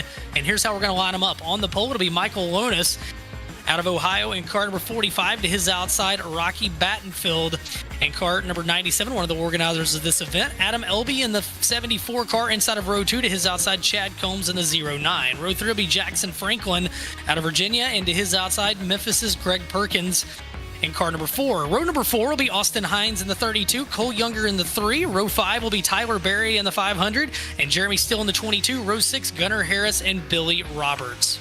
Moving row 7 will be Jordan LaFawn and Brett Caudill. And your final starters, Travis Gardner and Kenny Cudney, the furthest way to go here in D main action, presented by CFM Esports. And we're going to take the top 6 out of this one.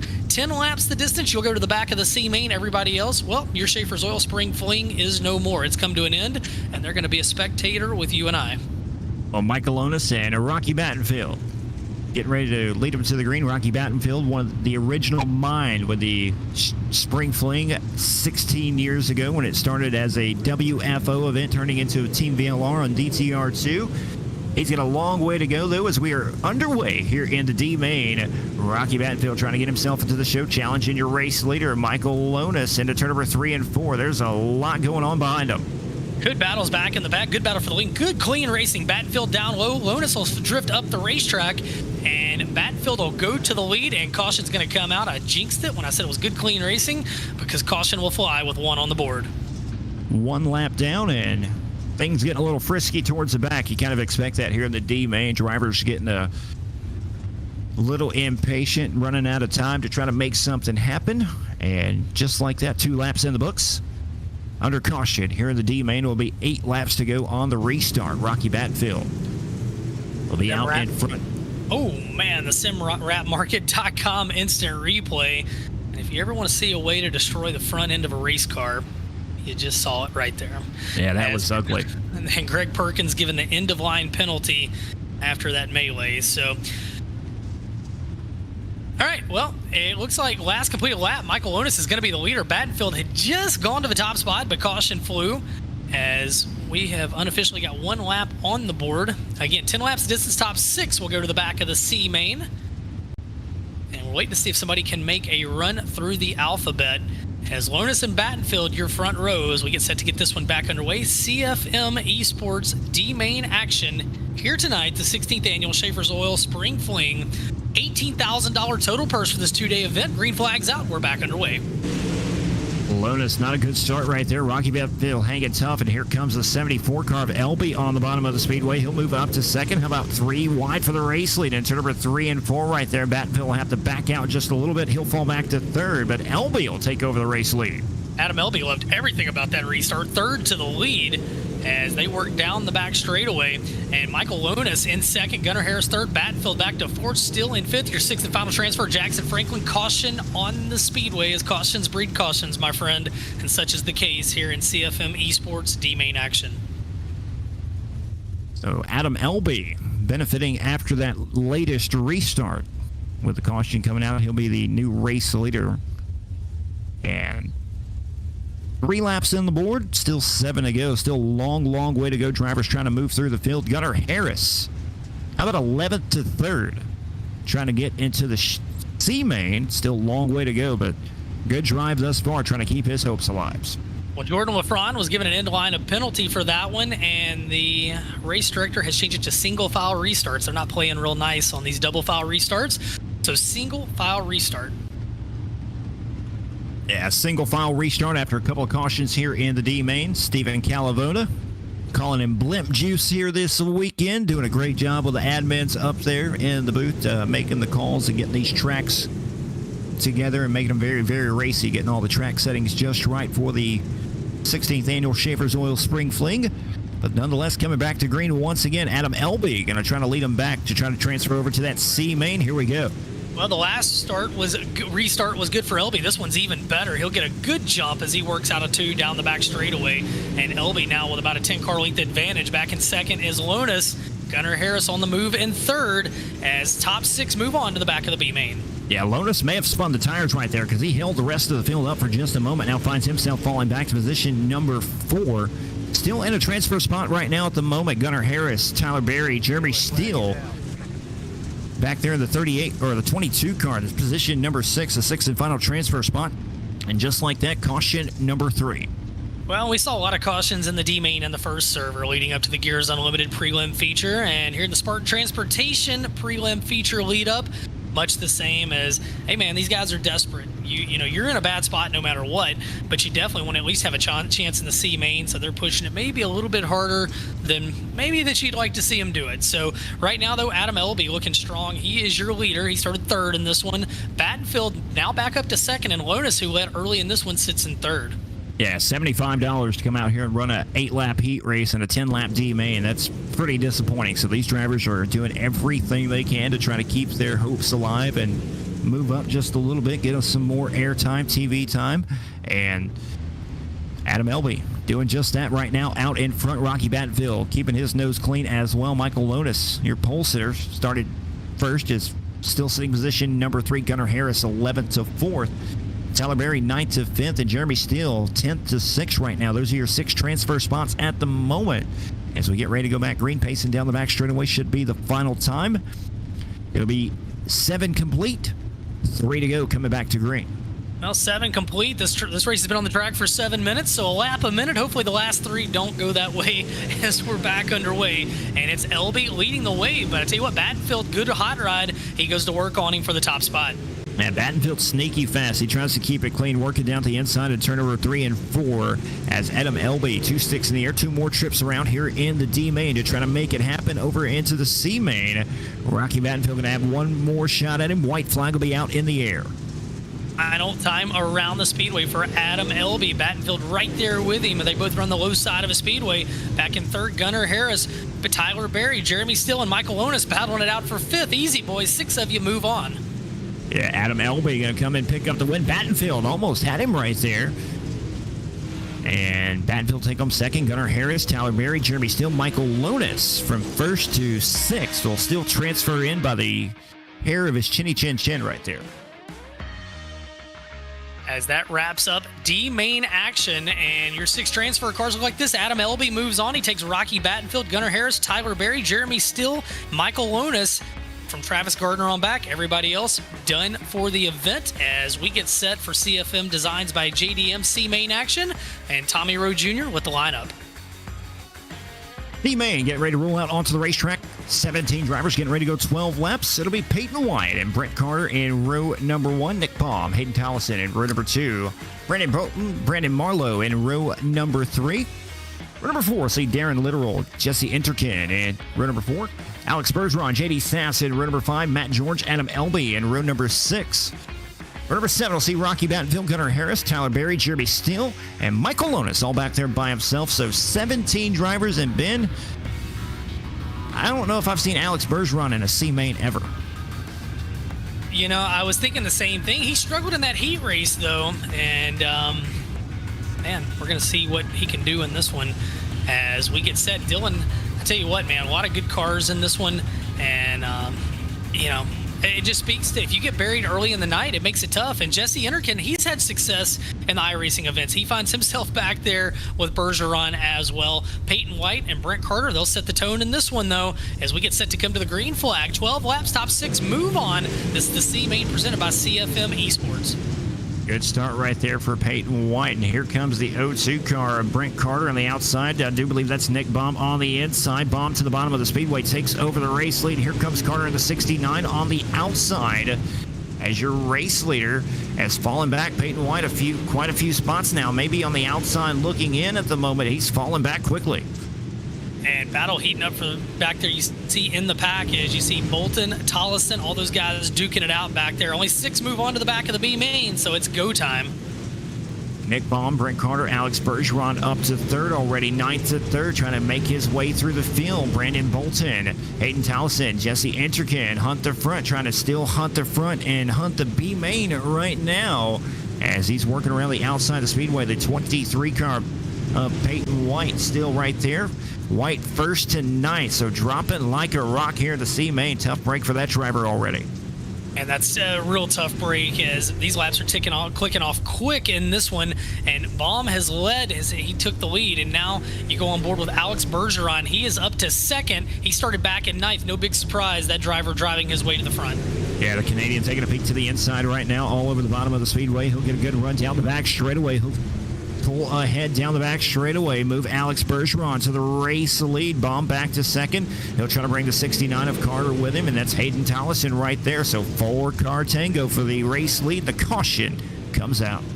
Caution comes out on lap 8 of 12, and this one's been entertaining so far with Alex Bergeron from 9th to the lead. Baum back there in position number 2. 3rd is Carter. 4th is Tollison. That's where he started. That's where he runs. Interkin has gone from 8th to 5th, and Tyler Berry 15th to 6th. He sits in the hot seat right now as your 6th and final transfer. Yeah, Tyler Berry, good driver. I've called many of his races over the past season with the IROC Big Block Modified Series in that 500 machine, 15th to 6th. So trying to keep his hopes alive to make something happen here tonight. But nonetheless, Alex Bergeron 9th to 1st, and less than about 5 or 6 laps to find himself in the race lead, trying to keep his hopes alive. With Nick Baum on the outside as we get ready to go once again. Pace truck in. We'll go back green at a turn number 4, 8 down. It'll be 4 to go coming back to green. Alex Bergeron in the lead, and he will bring us back to the green flag. Baum in the second spot, and now Carter will peek to the inside of Baum. Good battle for that second position as Bergeron leads the way. Late laps here of the C-Main. That outside is just kind of fun to watch because on the starts, it looks like you just fall back about 2 or 3 positions. Then you get your momentum built up, and Baum able to hang tough with the leaders right there. As now we have a change for the race lead. Brent Carter has passed Alex Bergeron, coming around 2 to go. How about that? Not very often you see Bergeron in the C-Main, much less getting passed for the lead, and Carter has got that race car dialed in on the low side of the racetrack last few laps, and he's started second, fell back early, and now he's in the top spot. Bergeron second, Enterkin in third. Enterkin may have some connection issues right there, kind of blinking in and out right now, still being scored in position number 3. Still kind of hard to tell where he's running with Alex Bergeron, but nonetheless, Brent Carter picking up the win of the 69. Bergeron second, Enterkin third, Nick Baum fourth, Brandon Bolton, Adam Elby will pick up the 6th and final transfer spot of the C-Main. There's your 6 transfer cars. In 6th, Adam Elby, the California racer. Brandon Bolton comes home in 5th. 4th will go to Illinois' Nick Baum. Florida's Jesse Enterkin in 3rd. Bergeron, the Canadian, in 2nd. And Brent Carter rallies to pick up the win here in the CFM Esports C-Main. Those 6 drivers move off to the CFM Esports B-Main. And here's how we're going to roll them around in this one as we will go 14 laps, top 6 move on, and on your pole it'll be Jacob Harberts, the Virginia driver in the 80, to his outside Texas racer Landon Capps. So inside of row 2, Ohio's Craig Swartz, and to his outside North Carolina's Chris Ferguson in the 22. Row number 5 will be Carolina's Barrett Bishop, and to his outside California racer Ryan Avila. Moving back to inside of row number 4, it's Thaddeus Marshall, and car number 4 to his outside Hunter Lagunas in the 27. Row 5 will be Chance Carr, and car number 2, and to his outside Cody Nevin, the Midwest driver in the 20 and the 11 car.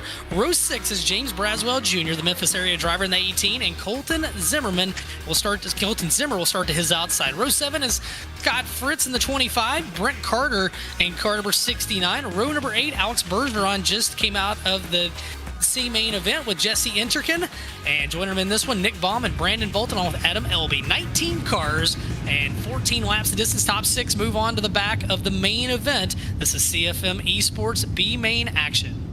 Well, Ben, it's hard to believe we've already called about 20 races tonight here on the iRacing circuit, and we've got this B-Main and one more A-Main event coming up right after this one to get our 24-car field set for Tuesday night, $6,000 to win main event. But nonetheless, B-Main is underway, and Jacob Harbert's going to lead them down into turn number 1 and 2 down the back straightaway as your race leader, with Landon Capps and Craig Swartz in pursuit.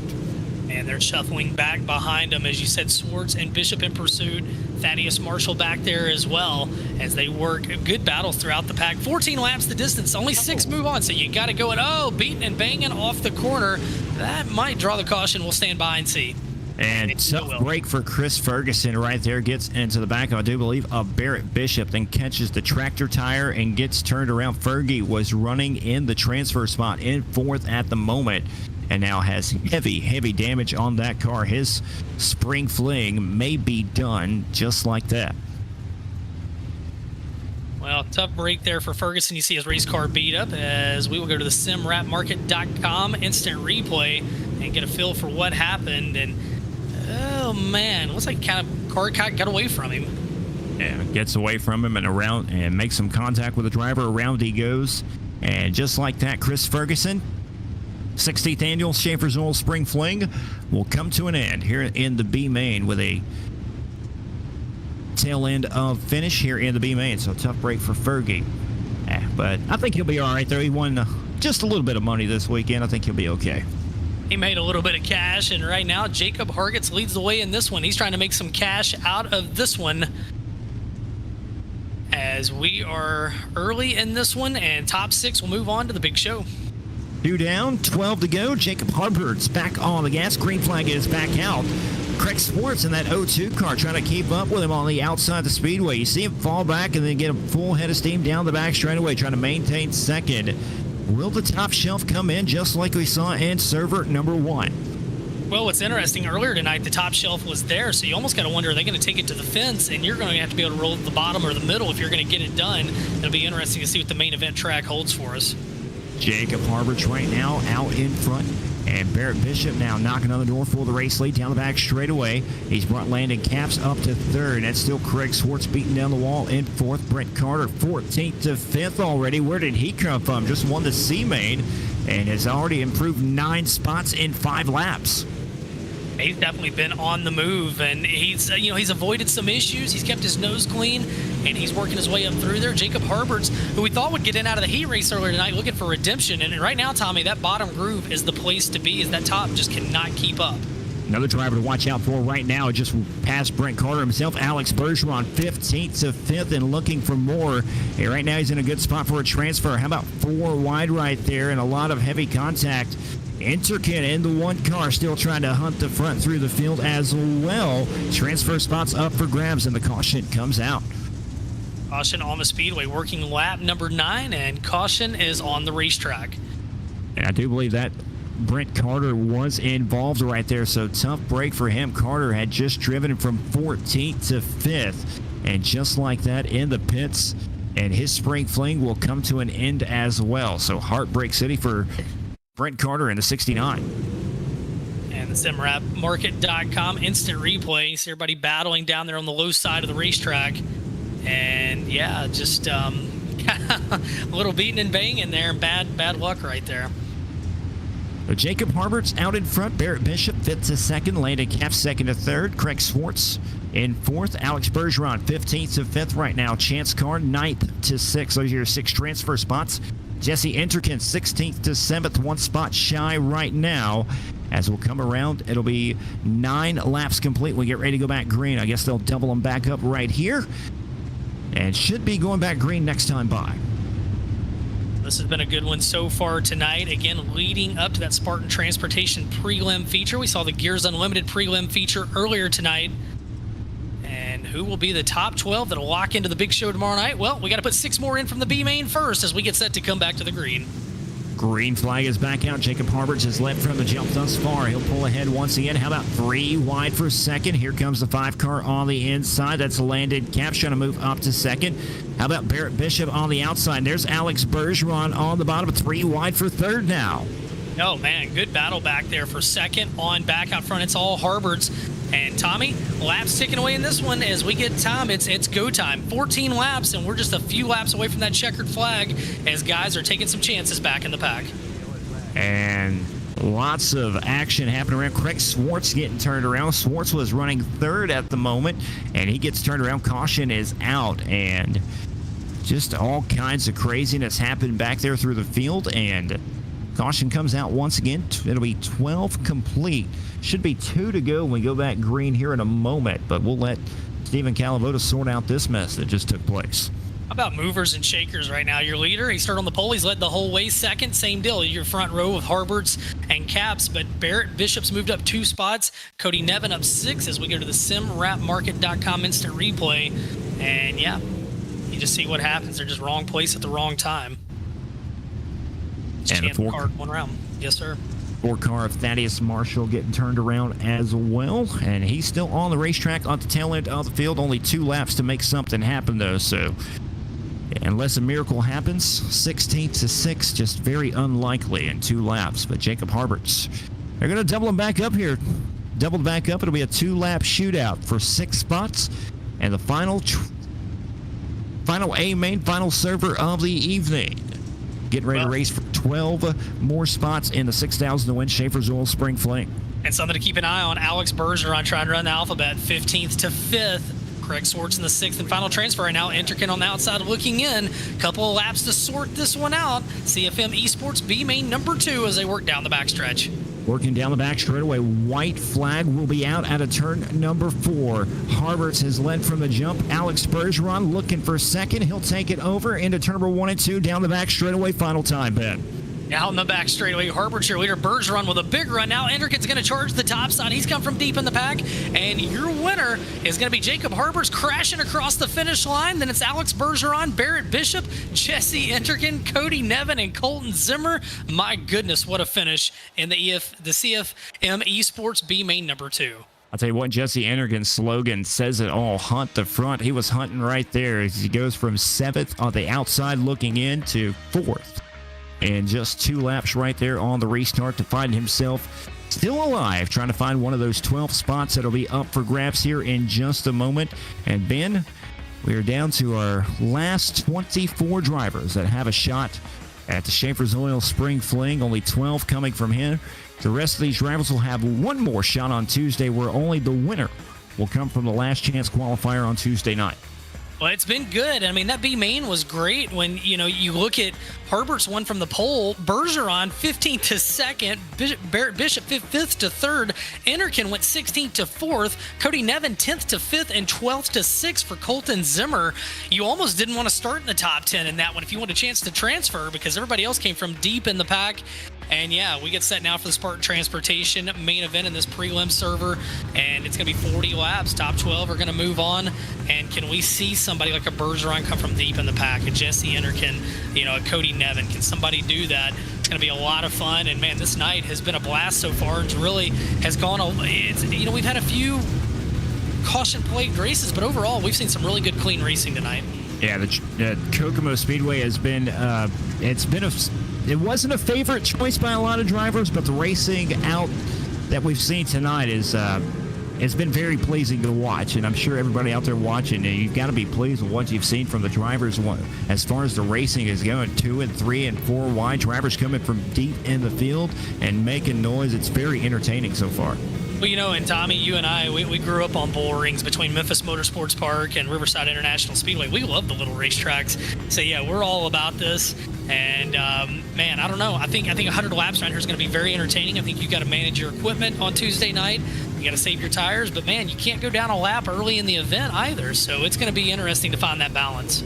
That's one thing we have not seen yet. We got close to it in the first server, lap traffic, and we'll see if we can see any of that here in server number 2. I'm definitely expecting to see it on Tuesday night in the big 100-lap main event, but lap traffic, that'll be kind of fun to watch here with tire wear and the track conditions and how this plays out, and who can manipulate lap traffic the best.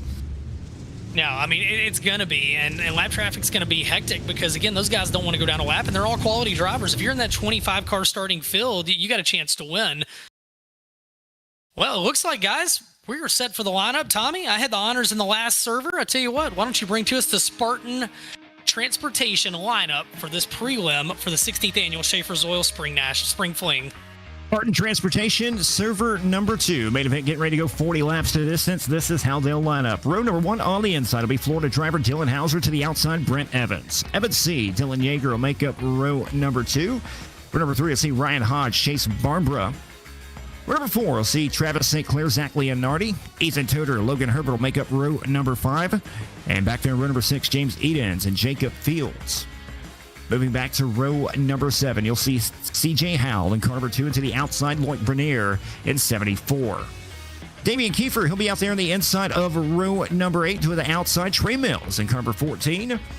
And row number 9 on the inside, the Georgia driver, Lucas Rourke. And to the outside, Tucker Elkins in 87. And your 10th row in the 80 car, Jacob Harberts. And to the outside, the 12 of Alex Bergeron. Barrett Bishop, Jesse Enderkin will make up row number 11. And your 12th and final row on the inside will be Cody Nevin. And to the outside, Colton Zimmer. And 24 cars, 12 more spots up for grabs. The rest of these drivers will have to try it again in the last chance qualifier. Ben, this is about to get really, really good once again. Yeah, 40 laps. And, man, you got so much heat in the top 10. I don't know that you're going to see what we saw in that B main, but we might, if somebody went the wrong way with the car for this one, for whatever reason, we could see some guys make some moves. 40 laps the distance. We'll talk to the top 3 when this one is over. And again, when, we go back to that first server, and it was good, man. And you saw some guys that were good early fade as the event went along, and that was without lap traffic. So back in Gears Unlimited Server 1, Jordan Casey got the win, Blake Majulis second, Mike Augustine third. Who's going to be in the podium in this one? We'll talk to the three as we are underway here on RaceSpot. Server 2, the 16th annual Schaeffer's Oil, Spring Fling, and green flag is out. Top 12 lock into Tuesday night's big event. Dylan Hauser had the hiccup right there down that back straightaway. That'll allow Evan C. to take the race lead into number 3 and 4. Drag race at the line. Dylan Hauser going to hold on lap number 1. Evan C. right behind him, and he'll bring the 19 of Ryan Hodge right there. How about a 3-car dance for the race lead early on as Evan C. taking a peek back down the inside once again. And you got to really have a car that's free enough to roll that bottom, because right now that's the place to be. And you see C look to the inside of Hauser, battle for the lead. And as they go around, C's going to inch ahead, and Hauser into the middle of the racetrack. He might find a little something out there. He will not. He'll fall back to second. Evan C. to the lead. Evan C. right now pulling ahead around Dylan Hauser. Hauser staying tough right there. And now right behind him, you see a battle for third side by side. Chase Barber will move up around Ryan Hodge, who falls back to fourth. And then right behind him, side by side for top 5 at the moment. The 46 of Dylan Yeager climbing the ladder up the back straightaway into the top 5. Well, we saw in the first feature, the bottom was the place to be. The first half of the feature, the top came in. Well, we see more of it in this one, as right now that bottom is really good, as you see Hauser catch a little bit of that tractor tire out of the corner. Out in front, though, Dylan C. on the bottom of your screen, and you're seeing guys starting to make moves on the top side of the racetrack, on the top side of your screen. Maybe that top groove, we're going to have a repeat of the first one where the top really starts to come to life. Yeah, just like in server number 1, it was bottom heavy up until about halfway through the main event. And you saw the drivers climb upstairs, and it was really side by side, good racing all the way around the speedway after that. But Evan C. has found his way to the front and now trying to put some distance between him and Dylan Hauser. We saw that in the first server with Desmond Busby, Ben. Keep an eye out on that. Will he use up his equipment too early and have these drivers possibly trying to run him down? Well, leading the charge on that top side is Dylan Yeager in the 48. Some other drivers starting to join him up there. Yeager rides back in position number 6. But man, Evan C. and Hauser have been strong on the bottom, and they don't have somebody spotting for them that's going to tell them that they need to move up as this race goes on. Absolutely. Evan C. has pulled away just about a second lead now over Dylan Hauser. Another second behind. You have Chase Barber now side by side with Damian Kiefer for the 4th place spot. They're side by side behind him with Ryan Hodge. James Eden's right there still working the bottom of the speedway. Zach Leonardi, Logan Herbert, Ethan Toder rounding out the top 10. Travis St. Clair somewhere in there as well. As we work lap 12 here, this is really, don't want to jinx it, it's been a really clean race so far. Good racing throughout the pack. See your leader, he has grown that lead to 1.4 seconds now over Hauser. Barber back in third, Yeager in fourth, still working the top side, and now Barber's going to go to the top side as well. And in front of him, a lot of these drivers really starting to make that top groove work, and we're going to see if it gets one on the top once again. He is just so smooth on the bottom of the speedway right now. I'm not sure if he's using all of his stuff, and just how smooth he's running around the bottom of the speedway is just still able to pull away, as now Dylan Hauser is taking it top shelf, trying to find something to catch up to your race leader, Evan C., who's just pulling away more and more every lap. Well, you're watching back in the pack there, and some guys, really some great racing on back. As you see them going 2 and 3 wide, they work down the back straightaway, and it's C out in front, Hauser second, Barber third, Yeager in fourth. Now it'll be Damian Kiefer up to 5th, and Kiefer's had a good car in the 13. Behind him, it's Eden St. Clair, and you just saw Leonardi on your screen. This battle right behind those drivers. Yeah, Ethan Toder right now sitting in a 12th place spot. That is the transfer into the main event. You see about 3 cars all right there beside him. Trey Mills trying to get into the show. CJ Howell in the 2-car, 3 wide with him for the 12th and final transfer spot. Logan Harbert, Jacob Harbert's all right there. And look how Trey Mills gets turned around in 14, and the caution will come out. Yeah, what a heartbreaker. Trey was in one of those transfer spots, and that draws the first caution. 19 in the books, 21 to go, and that's the first time we'll see a caution in tonight's Spartan Transportation prelim feature. It looks like Mills just kind of slides up a little bit, tries to avoid contact with the 23, and far right behind him, unable to check up in time, and around goes Trey Mills, and still have to start the tail end of the field and try it again. Yeah, the simrapmarket.com instant replay. I want to thank those guys for coming on board to sponsor this event. Tommy, it's been fun tonight, man. I'm a rookie at this again. It's been a couple of years since I've done one, but appreciate you letting me sit in with you. Chris Ferguson for asking me, and man, you guys are pros, and I appreciate you letting me be here. This is an absolute blast, man. You are a pro yourself. I don't really get to call these as much as I'd like to anymore as well. It's just so busy with, real racing, and now with the kids and all that. It's just don't find a lot of time to get to do a lot of iRacing, but it's a lot of fun when I can make it back up here. But nonetheless, pace truck getting ready to pull in. It'll be 19 complete, 21 to go. Evan C. back on the gas. His 2-second lead erased, and we are back underway. If you're Dylan Hauser, do you go to the top? Well, you better, because Evan C. went up there, and how about that as your top two? Again, did those spotters move him up? Tell them that top was looking good. C and Hauser tap dance around the cushion. C pushes off the cushion. Here comes Hauser, battle for the lead as we're halfway home. Also going to throw the slider into turn number 2. Evan C. will turn it down the hill, down the back straightaway, looking for the race lead once again. Evan C. going to slide up in front of Hauser here on the front straightaway. And Hauser going to do the same thing. Here we go. Ben Slider Fest at Kokomo halfway home. Evan C. back to the point. No, this is good stuff right now, man. Sliding it up. Jaeger's there. Now here comes Kiefer. You got 5 cars going for the lead as we work into the second half of this race. Big slider there from Dylan Hauser, and C turns back down the hill. That's what we saw out of the first one for the lead with Casey and Majulis. But how about 3 wide for the lead? About 3, almost 4 wide right now. Dylan Jaeger through the middle. Here comes Damian Kiefer, 15th to 4th, looking for the race lead as well. And now Chase Barber in the 23 says, hello, I'm going to make it 5 cars racing for the lead as C and Hauser trying to pull away once again on the top shelf.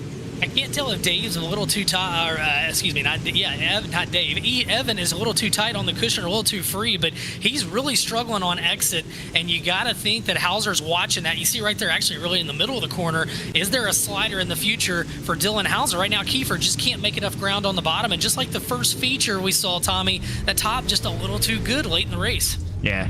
See, he's not really pulling away like he was on the initial start. He was able to pull away to almost a 2-second advantage on Hauser. Hauser hanging tough right now after the restart and staying right there with him. And those 2 drivers have now put some distance on your 3rd place driver of Dylan Jaeger. And now Damian Kiefer on the bottom of the speedway side by side for the 3rd place position. But right now, it's the Evan C. Dylan Hauser show. Approaching 11 laps to go. Here comes Hauser with a slider once again. And there it was. He's starting to set those sliders up, starting to size up C to see if he can rattle him a little bit. And honestly, C gets through the corners right there, the best he's got. But here comes Hauser, another slider engaged. He'll enter low. He'll let it go all the way to the fence off of turn number 2. Can C get back under him? Yes, sir, he will. Good battle right now. Slider fest for the lead tonight, the Schaeffer's Oil Spring Fling. And to go at the line right now, and the race is really, really good for the lead. Dylan Hauser trying to find a way around Evan C. once again, trading sliders all the way around the Kokomo Speedway. 9 laps to go this time. Can Evan C. hang on? Can Dylan Hauser find a way around? And it almost seems like C, and now as I say that, he catches the wall a little bit. Maybe he's found his throttle points a little bit better in the corner, because you see that car, he's keeping it sideways. It's not pushing. He doesn't have the wheels turned to the left. He's able to keep the wheels to the right and ride through the corner. But right there with him, Hauser just waiting on one mistake. I think we got at least 2 more sliders in the future for this battle. Yeah, Dylan Hauser just not letting him get away just yet. Dylan Jaeger still sitting back there in 3rd. Has found a way around Chase Barber. James Edens 11th to 5th. And Damian Kiefer is still racing right there hard with him. But back up front, laps ticking away. Approaching 6 to go. Evan C.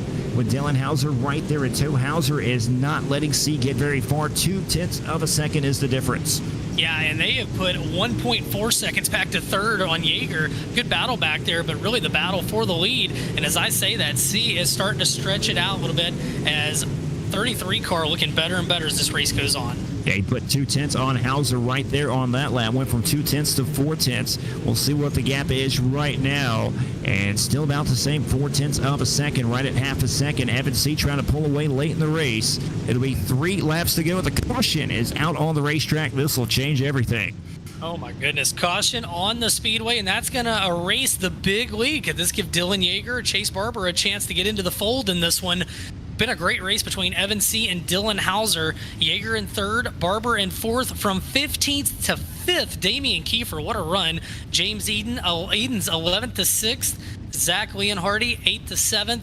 Travis St. Clair sits back in 8th. And 9th is Ryan Hodge. 10th is CJ Howell. He started 13th. And then it'll be in 11th, Ethan Toder. And your 12th and final transfer right now is Loic Bernier in car number 74. That'll be a 3-lap shootout with 12 spots on the line. If we thought the heat races were anything with a 1-lap shootout, 3 laps, $6,000 transfer spot on the line. You better believe some exciting stuff's about to happen as they're doubling back up. Should be getting ready to go green next time at a turn number 4. Does Dylan Hauser have anything for the 33 of Evan C? Does Dylan Yeager have a Jaeger bomb up his sleeve for the top 2? Well, could be an epic finish in this one. And you know, it's interesting because Evan C wanted the inside for the restart. He gave Hauser the outside, but he gets a good bite. And you got to think C's going to go back to the top side. And you'd think wrong. C's going to enter low. He's going to let it drift to the fence off of turn number 2. And here comes Hauser. And that might be exactly what Dylan needed, as Dylan will try to go to the way through 3 and 4. Here comes Jaeger down low. 2 laps to go at the line. C crosses him over at the line, hangs on to the race lead. Hauser on the top shelf. He'll have a full head of steam down the back straightaway. White flag will be out this time. Ben, this is about to get really, really good. What a battle as they work out of turn number 4. Final time around. Tommy, bring us home. Evan C working down the back straightaway. Dylan Hauser with a full head of steam. How about 3 wide into turn number 3 and 4? Final time. Dylan Hauser with a final last lap turn 4 pass picks up the win. Coming up second, Evan C. Chase Barbara in third. What a finish. James Edens in fourth. Dylan Yeager in fifth. Damian Kiefer comes home in the 6th spot. Then is Travis St. Clair, Zach Leonardi, Loic Bernier, Ryan Hodge, Ethan Toder, and your final lock-in car, C.J. Howell. Tommy, that one did not disappoint, my friend. That was an absolute barn burner of a finish right there. Any one of those 5 drivers had a shot. Dylan Hauser, Evan C. Chase Barber right there. James Edens 11th to 4th was in the picture. Dylan Yeager was right there, but how about Dylan Hauser falling back to 3rd down the back straightaway and able to full head of steam, use the slider to his advantage and pick up the win on a last lap turn 4 pass over Evan C. And we'll get those drivers up here in the booth here in a moment just to talk about it. How about that Spartan Transportation main event? Wow. Dylan Hauser, Evan C., one for the ages there. If that's a preview of what we're going to have coming up on Tuesday night, this is going to be one hell of a race for $6,000 to win, $18,000 total purse. If there was any question if VLR picked the wrong track for this event, I think that right there answers your question. Just an absolute phenomenal race by 2 of the best on iRacing right now.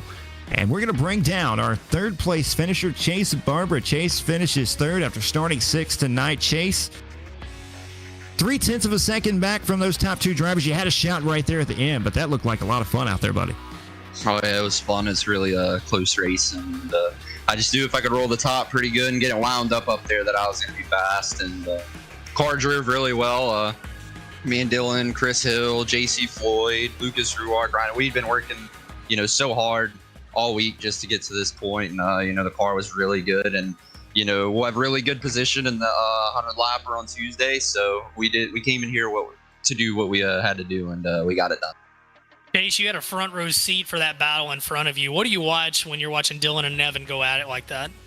I was just, I know they usually like to lean on each other a little bit, so I was just kind of waiting for an opportunity, and I kind of saw it on the last lap whenever Evan got down there and won, and I just tried to sling it down in there as hard as I could and try to make something happen on the bottom, but it was killed, and I kind of just settled there and let him go at it. Well, hell of a run, man. You're locked in. Who do you want to thank? I'd like to thank House of Speed. All my teammates, we've been working really hard to get everything dialed in. Dirty South Speed Shop, Herbert Graphics, Cocky Floyd Consulting, Gears Unlimited, HGR, just everyone that makes it possible. Well, congratulations, Chase. We'll see you on Tuesday night when you start 6th for $6,000. Thank you. All right, our 2nd place finisher, Evan C. We'll bring him in. And, man, he ran a heck of a race. Evan, you come home in the 2nd spot. Hindsight's always 20/20. Anything you would have done different after that last restart? Wasn't much I can do. Hauser got a pretty good jump on us on the start on the outside, so I just had to try to do the slider battle with him, and it was working out for me. I was edging him back out and to the lead, and I think we did about everything we could have did down the back stretch. Just kind of blocking the line off and just kind of monster truck our lifter there going into turn 3. But it's not good. I think I'd rather start behind him, honestly, in the 100 lapper than be in front of him. good race. I mean, we definitely had the speed to win that, and hopefully we can carry that on to Tuesday night and be there after 100 laps. Tommy?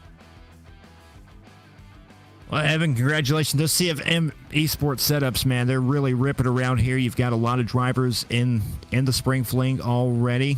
What's the mindset heading for $6,000? Yeah, I mean, kind of just come up the game plan for 100 laps with this tire wear. I mean, it's going to be completely different than how it's been, past couple years in these 100 lap races. So, just trying to figure out what the best way to save a little bit of a tire for the end of the race, but also keep it up front and have good track position for later on in the race. I mean, you never know if it's going to go green all the way, or maybe have a yellow in the beginning of the race or a late yellow. So it's going to be interesting, but I think everybody kind of has a different way they're going to approach the 100 lapper, and just kind of hope the way we approach it's the correct way to bring home the win. Evan, who do you want to thank that helps make this all possible for you? Yeah, just all the guys at CFM Esports, Agility Speed Shop, Tactical Defense, Sweet Victory, obviously all the guys at VLR that helps putting this event on for us, Schaeffers, and all those guys know it's a lot of work to put on a big money race like this for a sim race. And obviously I got to thank all of y'all guys in the broadcast booth. It makes it cool to have people that announce big events in real life come on and kind of add a little bit more excitement to the racing, and I'll be looking forward to it on Tuesday. Well, Evan, you made it real fun for us to announce, so thanks, brother. We will see you on Tuesday. You'll start 4th and go after 6,000. Yep, thank you. All right, thanks, Evan. Well, we're going to bring in Dylan Hauser, the winner of the Spartan Transportation Prelim feature for the 16th annual Schaeffer Oil Spring Fling. All right, Dylan, you started on the pole, and if you look at the box score, it's going to say you started first and you finished first, but the story was so much more. Be honest with me, did you think you had any chance late in that race to get back to the lead? Man, I just, I found that top there before he did, and I got it rolling, and it looked like somebody moved him up there, so I just was tossing some bombs on him there, trying to make it. It's so hard at Kokomo to throw a slider and make it stick because the runs off the cushion are so big, and I was blowing the deck through the fence at 3 and 4 to get a run on him, and he pushed tight a couple times, and when we got that restart with 3 to go, man, I told them boys this is about to get crazy, and I just know what Kokomo brings to the table when them late restarts. I knew if I could get the start, it was on a setup for one of them classics. So we just, when he went off in the 3 on that final corner, I blew it off in there like Dale did and came on another end ahead. So what can I say?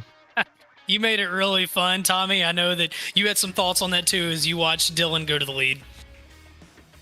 Dylan, that was a lot of fun to watch right there. I mean, you're trading sliders back and forth with Evan. What's the mindset, when you're racing that hard for 10 to 15 laps like that, just trading blows? Man, even we were around the bottom there, we were trading blows. I would come in high and cut up underneath him, and he would lift early. Believe it or not, when you lift off the corner here to block the guy's cross, so I could tell he was lifting early, so I couldn't hit the grip. And it was just, man, Evan's a lot of fun to race. Him and Blake, they're pretty tough competitors to race against. We all bump heads and do all that stuff, but I feel like us 3 are some of the best on this deal, and it's always great when you can go head to head with them. I feel like it was a pretty clean race out of me and him. I owe him a door, so maybe I gotta rewatch it. But you covered that slider in the 3, and he left me just enough of grip to throw it. And if he would have came down another foot, I was gonna smoke the tire trying to make it work. So he left me just enough to send it, and I just don't know. I'm out of words.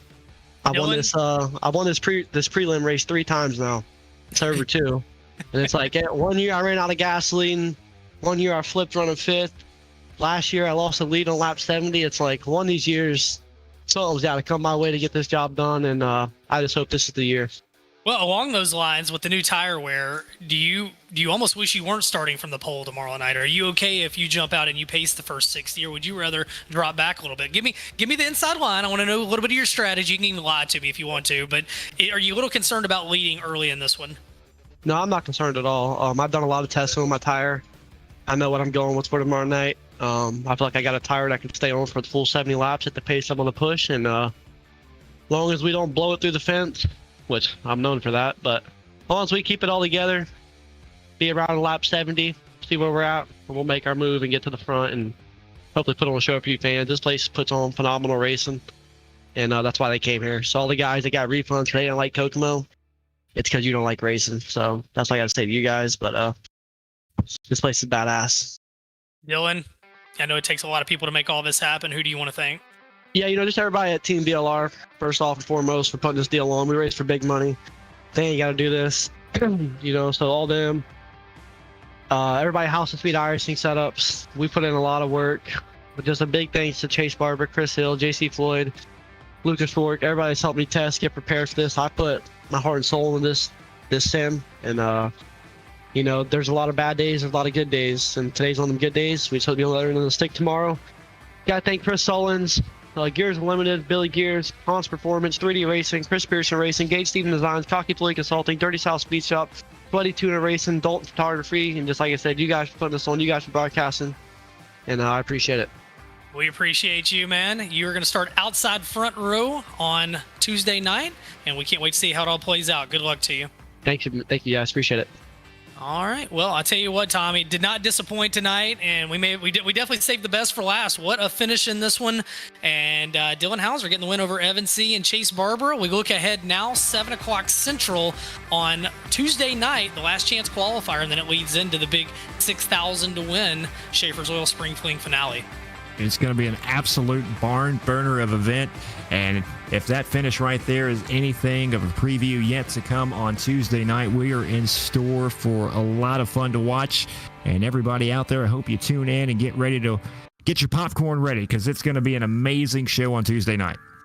Again, we appreciate everybody tuning in tonight. On behalf of myself, Ben Shelton, Tommy Rowe Jr., we want to thank RaceSpot, Hugo Kalman, and the gang. They've done an amazing job. We're going to be off tomorrow, but we come back Tuesday night, 7 p.m. Central, 8 p.m. Eastern, and we'll have the last chance qualifier and then the 6,000 to win, $18,000 total purse, the 16th annual Schaeffer Oil Spring Fling Team Victory Lane Racing. We thank everybody. Be safe. We'll see you on Tuesday. Good night, everybody.